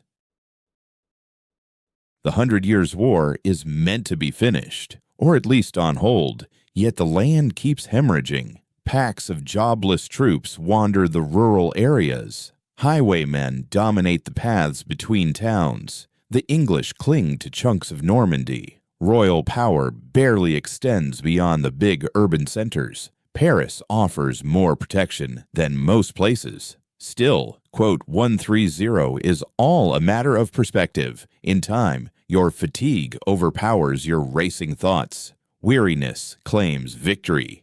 You slip into a restless slumber. Dawn arrives, announced by the chimes. Those endless chimes. Emmanuel leads off, its deep toll vibrating through the atmosphere. Then the lighter tones chime in, weaving a flowing chorus of metal and moments. You rouse yourself, joints rigid and body throbbing. Every fiber protests from the prior day's blaze-fighting efforts and the trek to Saint-Denis. Your shoulders bear the marks of the stone's weight. Your palms burn with fresh, raw spots. Regardless, you rise. It's just how things are done. Discomfort comes with the trade. Below, Master Gaume has already begun inspecting the Tournai limestone under the early glow. His fingers trace its face, assessing the feel, peering at the embedded fossils. Stunning, he whispers. Truly stunning. Gerard didn't do it justice. See this pattern? These ancient remnants. It's fit for display in the finest halls. A quiet swell of accomplishment rises in you. This is the block you retrieved. You hauled it past perils and fatigue. And now, Master Gaume will shape it into something timeless. Etienne, he calls, eyes still fixed on the rock. Today, you'll master inlay techniques. We can't squander this Tournai treasure on crude shaping. We'll slice it into slender slabs and embed them into the capital's base. It'll build depth. Let the acanthus foliage pop.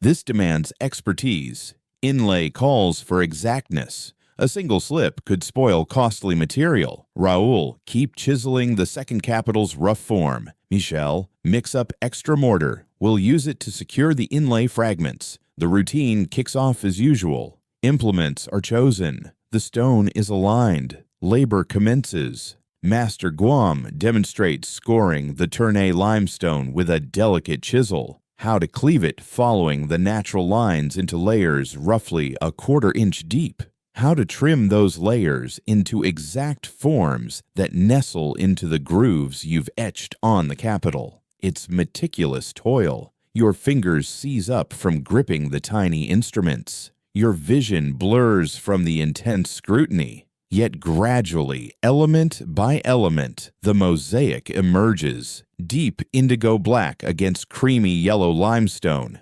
The effect is breathtaking. The acanthus fronds appear to hover over an inky void, as though sculpted from pure radiance. There you have it, Master Guam remarks. That's the line between mere builder and true creator. Shaping a leaf is simple enough. But infusing it with elegance, making it resonate, that requires true insight. He's cheerful this morning.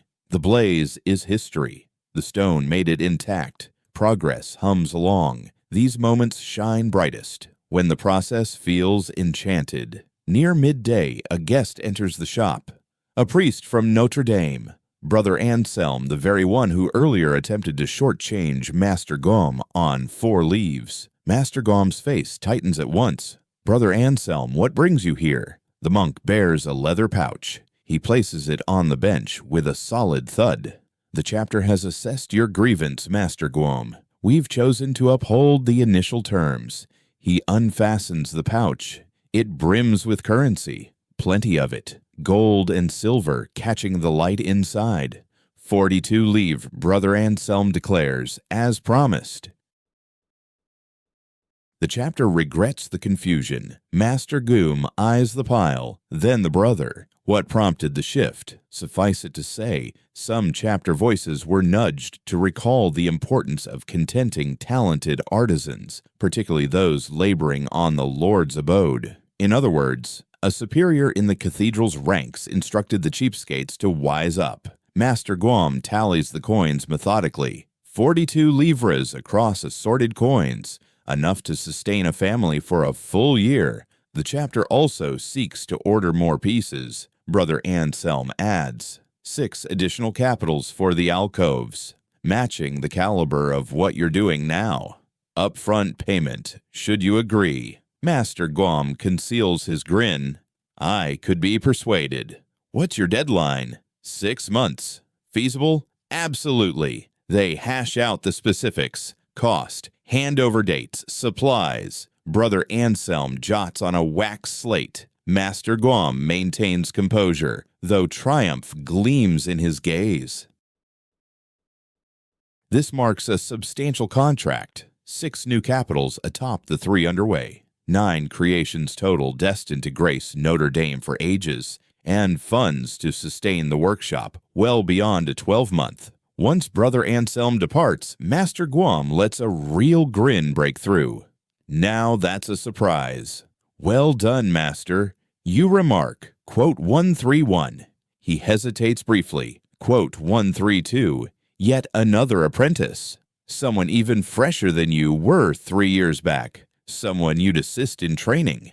The idea feels odd. You still see yourself as the newcomer, but that's no longer true. Now you're the seasoned hand, the one who grasps the trade, who gets assigned the complex tasks. How did that shift occur? Master Guam hands out portions of the earnings right away. Take this. Each of you gets a bonus. 5 sous. Try not to blow it all in one go. 5 sous. That's beyond a full week's pay for an ordinary worker. You could get fresh boots, a decent shirt, or even proper meals for a change, or stash it away, save for what's ahead, for becoming a journeyman, then a master in your own right, then the one doling out bonuses to your own crew. You slip the coins into your pouch at the belt, sensing their solid heft. Genuine cash, hard-won cash, evidence that you're evolving beyond that wide-eyed lad from the countryside with big ambitions. The rest of the morning flies by in high moods. The tasks progress without a hitch. The inlays slot in flawlessly. By midday, the initial capital is almost finished. Only the last buffing remains. Master Guam pulls away to survey it.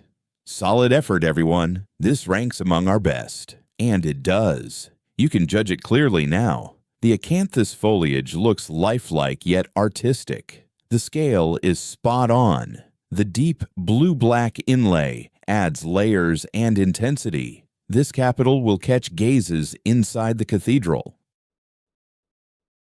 Folks will pause to stare, to admire the artistry.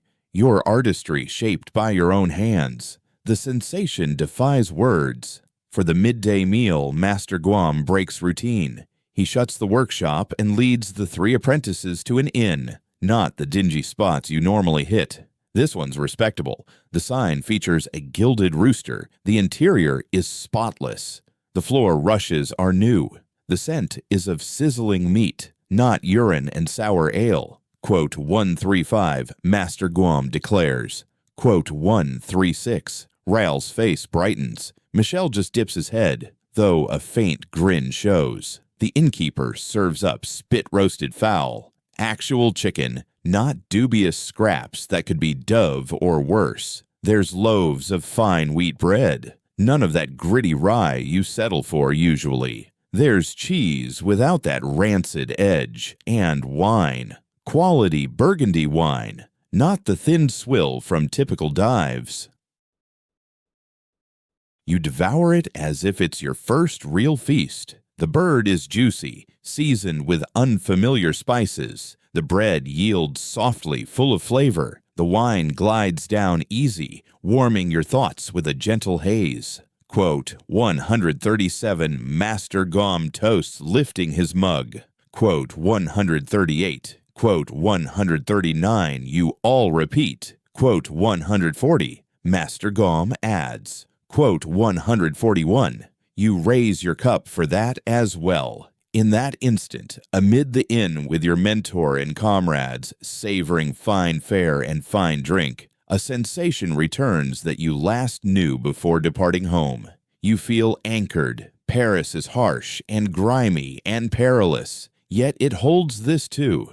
Moments of camaraderie, of joint success, of realizing you're woven into something grander. The talk meanders like the wine. Master Guam shares tales from his training days, like the time he toppled a finished sculpture and labored 3 days to remake it, or the stern mentor from Flanders who wielded a hammer on sloppy cuts. Raoul describes his Norman Hamlet, how English troops ravaged it in his youth, torching it all, how his dad dispatched him to the city for a skill, since home offered nothing. Michel loosens up a touch.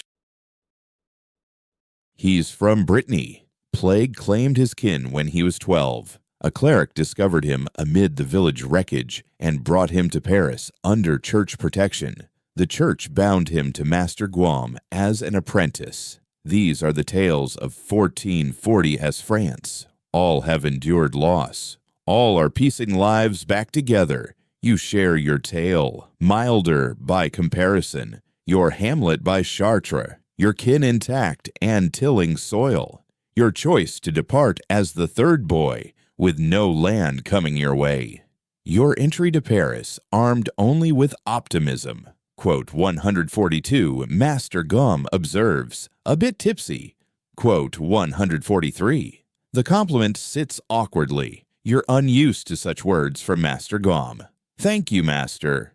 I speak true. 5 years from now. Apprenticeship over. You'll make an excellent journeyman. 10 years on, mastery could be yours.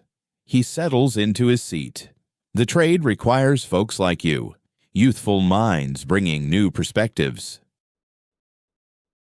We veterans tend to stick to old habits, etching those familiar motifs just as we were taught. Yet you'll uncover fresh approaches. Sunlight from the afternoon filters through the tavern's panes. Beyond the walls, Paris pulses with its ceaseless rhythm. Inside, though, right now, all feels ideal. You long to halt the clock, to hold on to this warmth indefinitely. But moments slip away. The wine empties, the plates clear. Master Guam covers the tab, likely more generous than prudent, yet today it doesn't bother him. The pair of you head back to the workshop without a word. The glow from the drink, the contentment from a hearty feast, and honest labor blending into a sense of fulfillment. It's been a fine day, perhaps the finest since arriving in Paris. Yet the city rarely lets joy linger. Nearing the workshop, shouts erupt, accompanied by cracking timber and cries of alarm. Master Guam's face hardens at once. "Keep close behind me." Turning the corner onto Rue de la Harpe reveals pandemonium. A throng mills outside a dwelling 3 houses from the workshop, around 40 souls. They're yelling, hurling rocks. The entrance has been forced open. "What's the trouble?" Ral inquires. An elderly woman lingers close by, observing the uproar with a dour nod of approval. Master Guam questions her. "What's this about?" "A Jewish home," she replies. "They've been concealing their identity, acting like good Christians. Word got out. Now folks are claiming what's due." A chill grips your gut. France banished its Jews half a century back. King Charles VI issued the decree in 1394, mandating conversion or exile. Assets were seized, places of worship repurposed as chapels, though a few persisted. Some genuinely embraced the faith, others feigned it to merge with society, and some concealed their rituals, praying discovery wouldn't come. But it has. The crowd hauls a family from the building, a husband, wife, and pair of youngsters. Blood streams from the father's scalp, struck by a stone. "Heretics!" a voice bellows from the mass. "Christ murderers, well poisoners! They hex our infants." The charges ring false, echoes of age-old medieval libels peddled endlessly. Reason holds no sway here, though, only the frenzy for harm. No city guards appear. They seldom do in cases like this. "We need to step in." Master Guam murmurs low. "This isn't our affair." Still, you can't tear your gaze away. The mother begs for mercy. The kids wail. The father huddles protectively over them. The group argues their fate. Some call for handing them to officials, unclear what that entails, while others demand instant reckoning. A cleric elbows forward, clad in Dominican garb. Those friars lead the hunt for heresy across France. Accused of Judaizing, he declares, his tone piercing the din. The church claims jurisdiction. They'll face interrogation, likely agony, coerced admissions, even death sentences. Yet it's better than street savagery. No lynching on the spot. At last, the watch shows up. 3 armored figures with cudgels. They seize the family, marching them off. The onlookers trail after, jeering still, but the crisis ebbs for the moment. The friar stays to oversee a raid inside, seeking signs of forbidden rites, Hebrew texts, ceremonial tools, proof for the proceedings. You observe as they drag forth objects, a menorah, silver holders, a Torah, which the priest brandishes in victory. "Torch it," a spectator yells. He agrees. They heap the sacred relics in the road and ignite them. The scroll flares fast, its vellum and script crumbling to cinders. Mere minutes earlier, contentment filled you, buoyed by savory bites, fine vintage, and pride in the day's toil. Now nausea rises. Master Guam draws you within. Back at the workshop, he secures the entrance, draws the blinds, shielding the pair of you from the horror beyond. "That's the way of Paris," he whispers. "Splendor and savagery side by side on every corner. Will they execute that family?" You wonder aloud. Likely so. A confession under duress means burning for heresy. Denial seals the same end for obstinacy. He slumps onto the bench. The church permits no hidden Jews, but they harmed no one. It makes no difference. Heresy counts as heresy, a contagion they believe festers and grows. A lone covert adherent spawns pairs, then dozens, then enclaves. They eradicate it on sight. Your mind drifts to the young ones, perhaps aged 10 and 12, innocent of doctrine or defiance, merely reciting family devotions. For that, death awaits. This is precisely why we stay out of it, Master Goom adds. We focus on our craft. We steer clear of matters beyond our reach. We endure. It's sound counsel, practical and grounded, yet it rings empty inside you. The remainder of the afternoon drags on as you struggle to concentrate on your tasks, on shaping the stone, on the timeless art that's meant to endure beyond the ages. But your thoughts keep drifting to that family hauled off in chains, the sacred Torah pages smoldering in the gutter, the smug expressions on the crowd's faces. This is France. This is the realm of Christendom. This is the reality you inhabit. Harmony and savagery intertwined, just as Master Goom described. Ultimately, it's your choice which path to follow. Dusk arrives gradually. The sky shifts from gilded hues to amber, then violet, and finally to inky night. The workshop shuts down. Tools get wiped clean and stored. The accomplishments of the day are reviewed. Solid advances on the column tops. The intricate inlays are progressing nicely. Master Gillum remains subdued. The unrest from earlier has touched him as well, even if he conceals it more effectively than you. Dinner is modest. Loaves of bread, onions, and a scrap of salted pork. Conversation is sparse. Even Rail seems unusually restrained. Once the meal ends, Master Gom declares he's stepping out.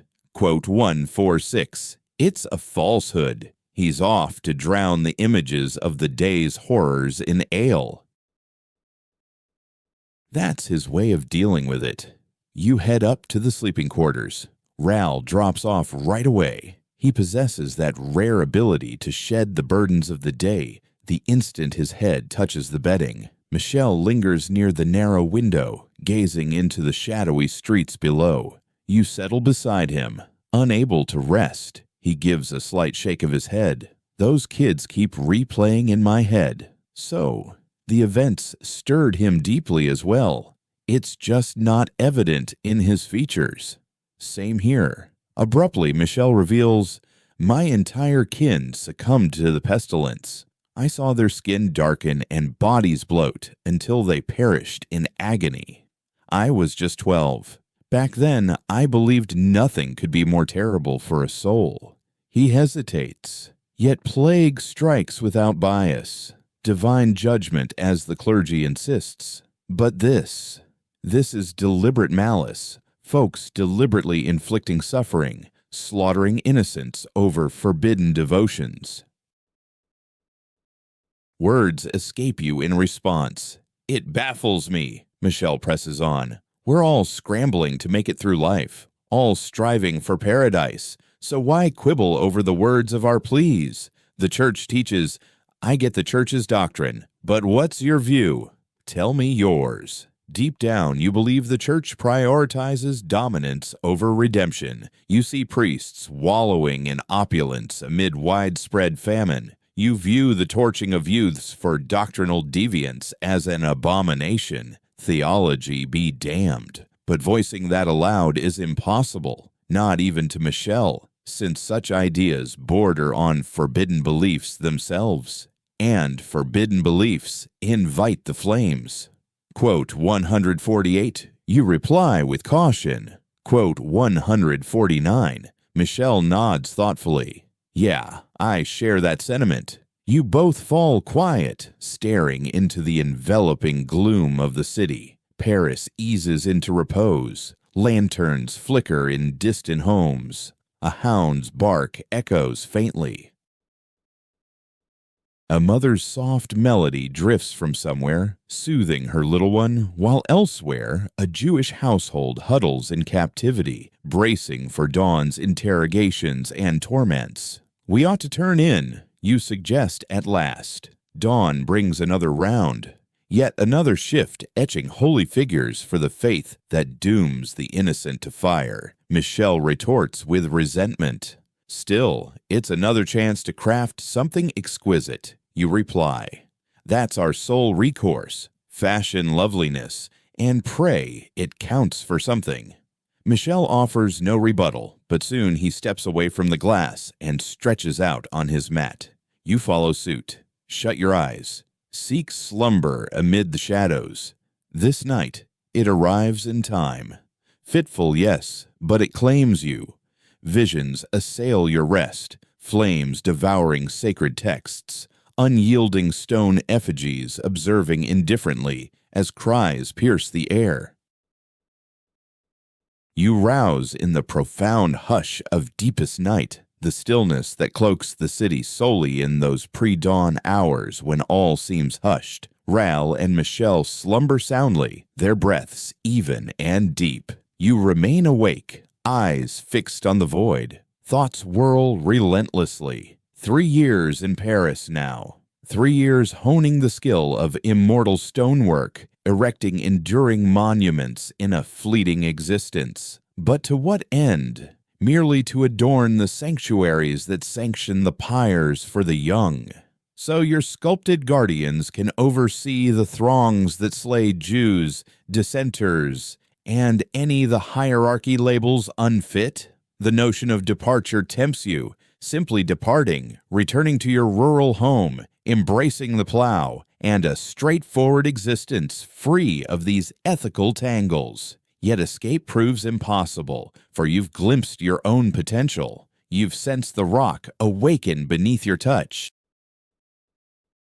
You've birthed wonders that will survive empires. And for all the brutality, the rot, the everyday heartlessness, it holds weight.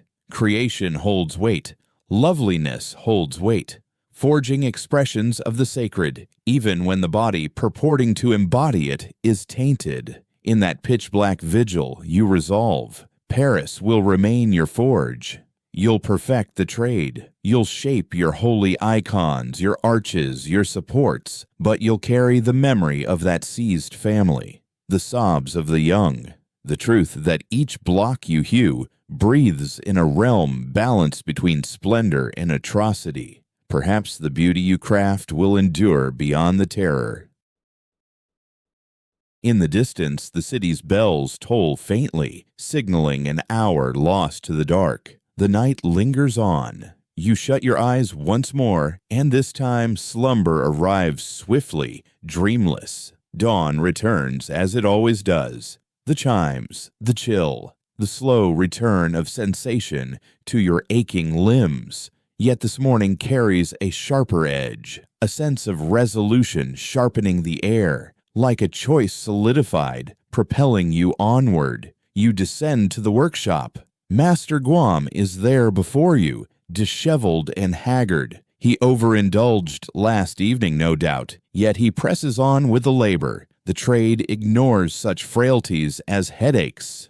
Quote 154, he mutters, eyes fixed on his task. Quote 155, quote 156. He's purely professional now. Yesterday's chaos could be erased from memory. Such is the way to persist. You seal off the turmoil. You immerse in the labor. You advance steadily. Quote 157. The irony strikes you, echoing your midnight reflections. Still, you gather the implements and set to it. Buffing demands a rhythmic focus, endless strokes that refine the rock's face to a radiant sheen. It affords space for contemplation. Your mind drifts to the mason's art, to how rock survives all else. Those Roman remnants dotting France date back 2,000 years. The masonry persists long after the realm that shaped it crumbles to nothing. So too will yours. Even should the church fade away someday, these capitals will stand. Descendants might behold them as masterpieces, chronicles of time, tokens of mortal ambition, or merely weathered blocks in a faded edifice. Who can say? You continue the buffing regardless. Nearing midday, a rap echoes at the workshop entrance. Master Guam answers warily. The previous day's unrest has everyone on edge. A lad of about 14 stands there, clad in the garb of a prosperous home. A dispatch for Master Guam the Mason, the youth announces. Master Guam accepts the wax-sealed parchment, snaps the seal, scans it briskly. His brows arch in surprise. This comes as a shock. What does it say? Raoul inquires.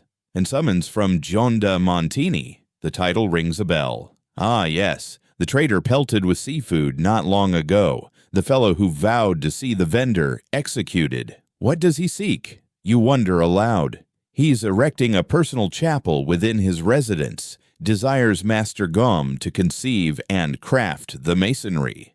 Master Guam peruses more. He's proposing a generous fee, exceptionally so.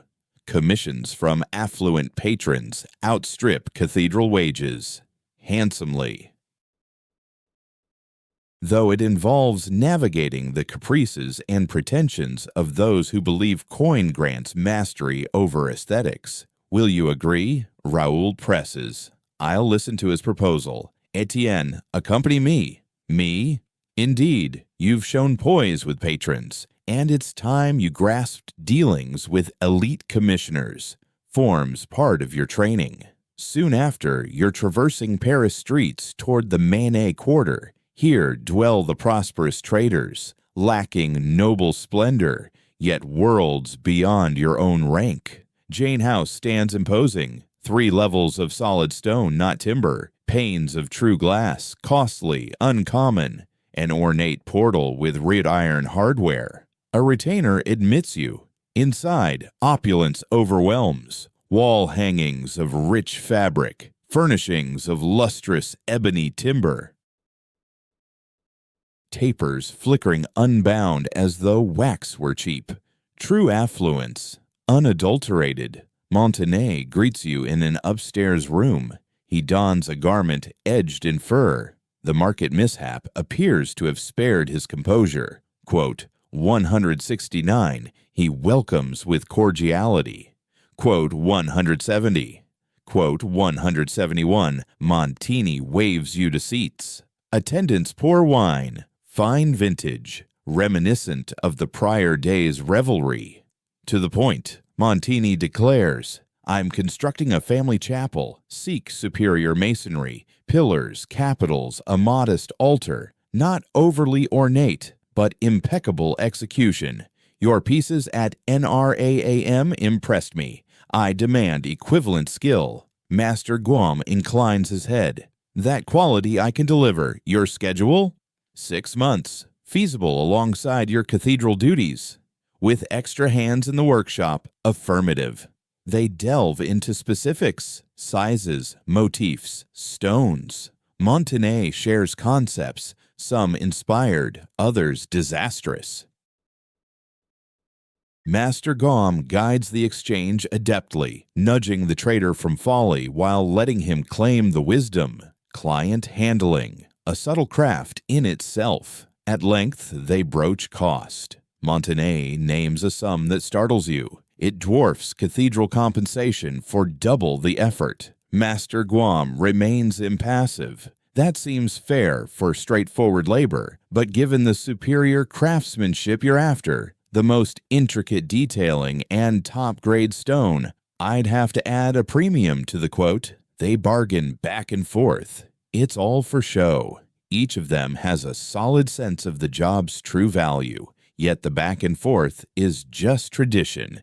In the end, they agree on a figure that's ridiculously lavish compared to what you're used to. Master Guam stays composed and businesslike throughout. There's one stipulation, though, Montini declares, quote, 177, naturally, and I insist on involving this lad here. He gestures toward you. As the lead sculptor, your output is impeccable, Master Guam, but word is you're a natural mentor. I'd like to witness what your pupil is capable of. Your pulse quickens. This is an enormous task ahead. A secluded oratory for one of Paris's richest traders. and Montané has singled you out for the carving. Master Guam doesn't waver. Etienne is prepared. He'll deliver something you'll be thrilled to display to your visitors. The session wraps up. Agreements will be formalized. Funds will exchange. You head back to the workshop without a word, still reeling. Why tell him I'm up to it? You blurt out at last. Suppose I mess it up. Master Guam grins. You won't. I've watched you closely. You've got the talent, but beyond that, you've got an innate quality no lesson can instill. You truly value the stone. You honor it. That essence shines through in the finished piece. Still, what if, Etienne, enough with the second-guessing. 3 years back, you showed up in Paris as a total novice. Today, you're shaping corbels for Notre Dame and bespoke sanctuaries for tycoons. You're equipped. Have faith in me.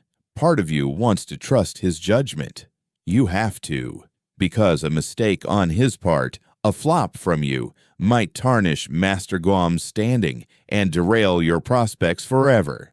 No big deal. The ensuing days melt into a haze of toil. The cathedral corbels demand timely completion. The Montané project requires planning and clearance. Amid it all, you squeeze in rest, meals, and just enough composure to keep going. Master Guam brings on 2 fresh hands, both teens younger than you, eyeing you with the same anxious awe you once felt 3 years prior. You're tasked with schooling them in the fundamentals. You demonstrate chisel honing, stone vein interpretation, initial roughing strokes. It's odd. You recall your own early days, clueless and petrified of errors. Now you're the sage, the seasoned artisan sharing insights. When exactly did you turn proficient? Progress on the cathedral corbels advances without hitches. The initial piece gets hoisted into its chapel slot. You observe the placement as experts employ cords and winches to position your creation. It slots in flawlessly. The acanthus foliage appears to bear the arch's burden overhead. The indigo dark inset shimmers under flickering tapers.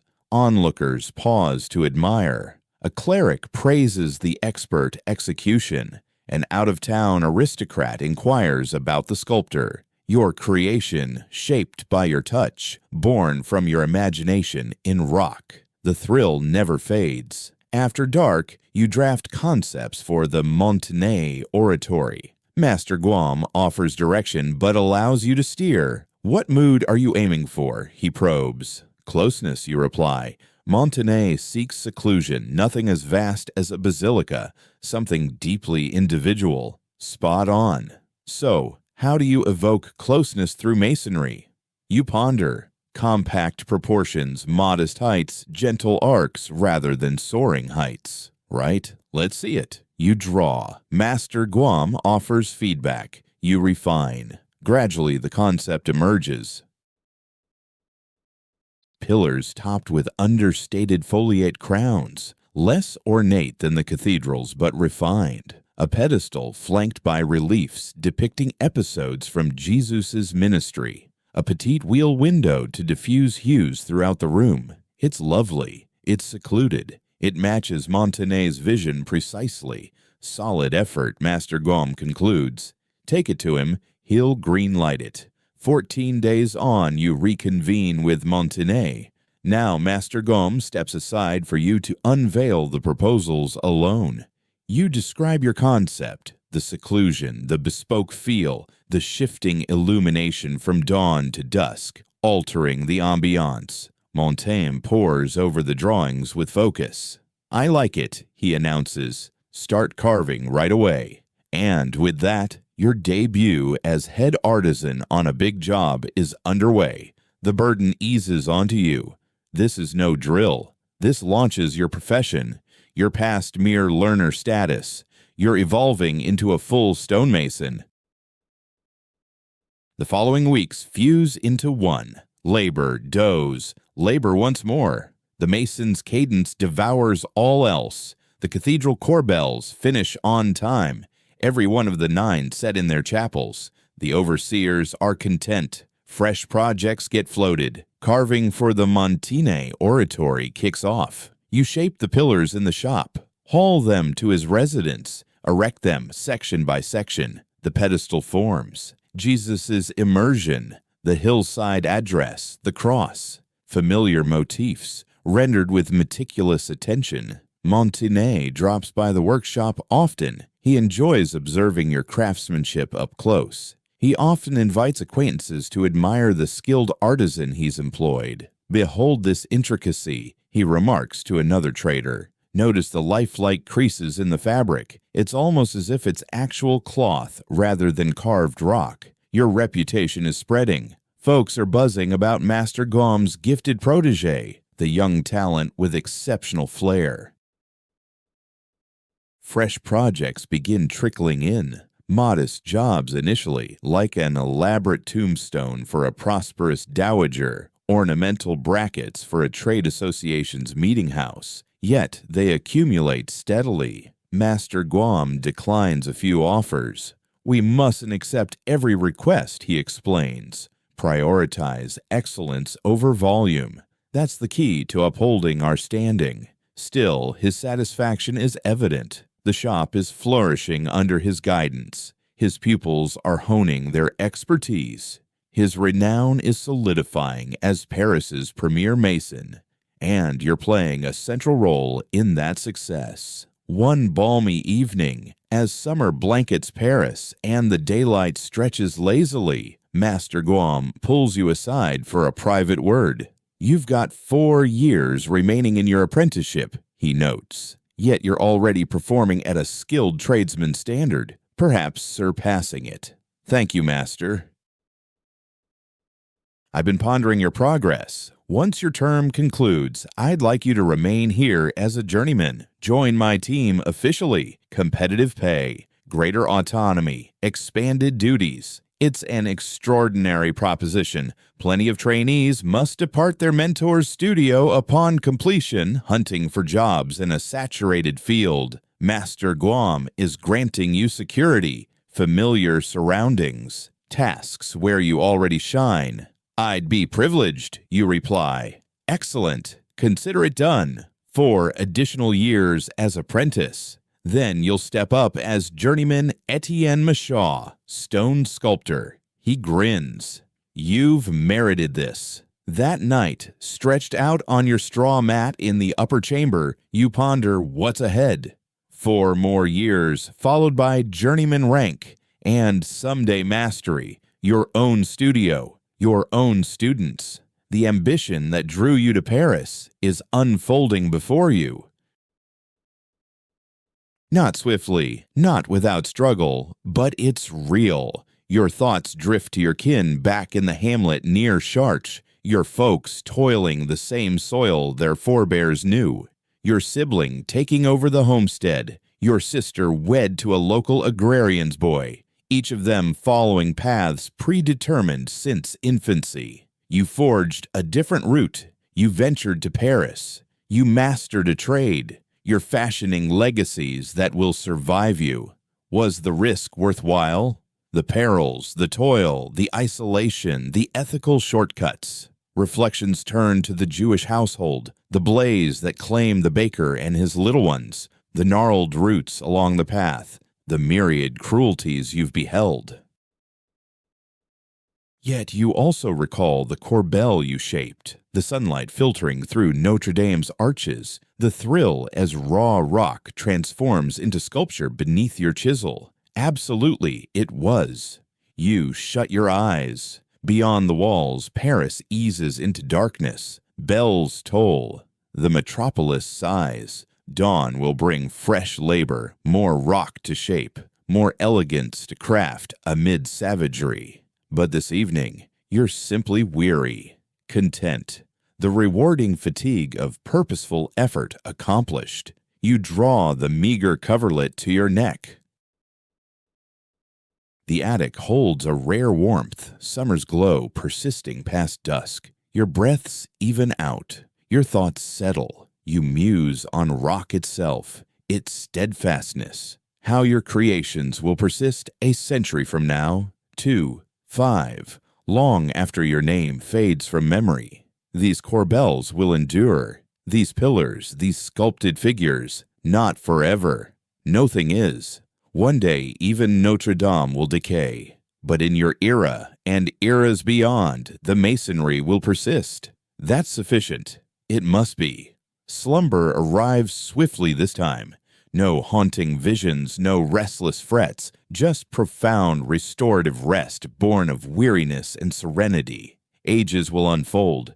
The Paris of your era will evolve unrecognizably. Spans will be reconstructed. Avenues will gain cobblestones. Structures will soar to unimaginable heights. The pestilence will recede. Conflicts will cease, ignite anew, then quiet once more. Notre Dame will blaze in 2019, 8 centuries post its inception. Its steeple will topple. Its vaulting will devour itself in flames. Global mourners will grieve for a cathedral few have seen. Yet the masonry will persist. The pillars, the corbels, the toil of countless builders over generations, including yours, scarred yet upright. For stone withstands, it's its essence. And amid the ruins, a corbel hewn by a novice called Etienne Michaud in 1440 will linger. Soot-marked, soaked, but identifiable. The acanthus fronds still twisting. The indigo ebony inlays discernible to the keen eye. A testament to souls like yours, to your passion for aesthetics, to forging permanence in transience. But such foresight eludes you. The tomorrow is veiled. You grasp only the now, the studio, the material, the skill. And in this instant, it suffices. Your respiration grows steady. Your form unwinds fully. The daylight's burdens dissolve. Raoul snores gently nearby. Michel stays quiet, just like usual. Downstairs, Master Gaume tends to the fires, locking up the workshop against the evening. The city of Paris rests all around you, its 500,000 inhabitants seeking solace before the next day's labors resume. The bells toll once more, perhaps marking midnight, or even beyond. You're drifting too deeply to bother tracking them. Welcome it. Allow slumber to claim you, much as it did Etienne Michaud in his sleeping quarters over a mason space on the Diacet more than 500 years past. Permit the world to dissolve. Let the sounds hush. Let your mind ease, unwind, and at last go still. You've merited this repose. The stone awaits come morning. The labor persists. The trade will persist through time. Yet for now, it's solely this, the cozy embrace of the loft, the rhythm of breaths nearby, the faint pulse of a medieval town easing into shadow. Certain truths remain constant, that innate human craving for respite after a grueling day, the fulfillment from a job skillfully completed, the aspiration for brighter days ahead. Such elements bind you to Etienne, to all artisans, all learners, all souls who have ever drifted off weary yet content, visions of future creations dancing in their dreams. So, embrace it. Let slumber envelop you. Let the ages fold into one instant of common human experience. You're sufficiently warm, secure, serene. That's more than many have known across the ages. It's plenty. Sleep well.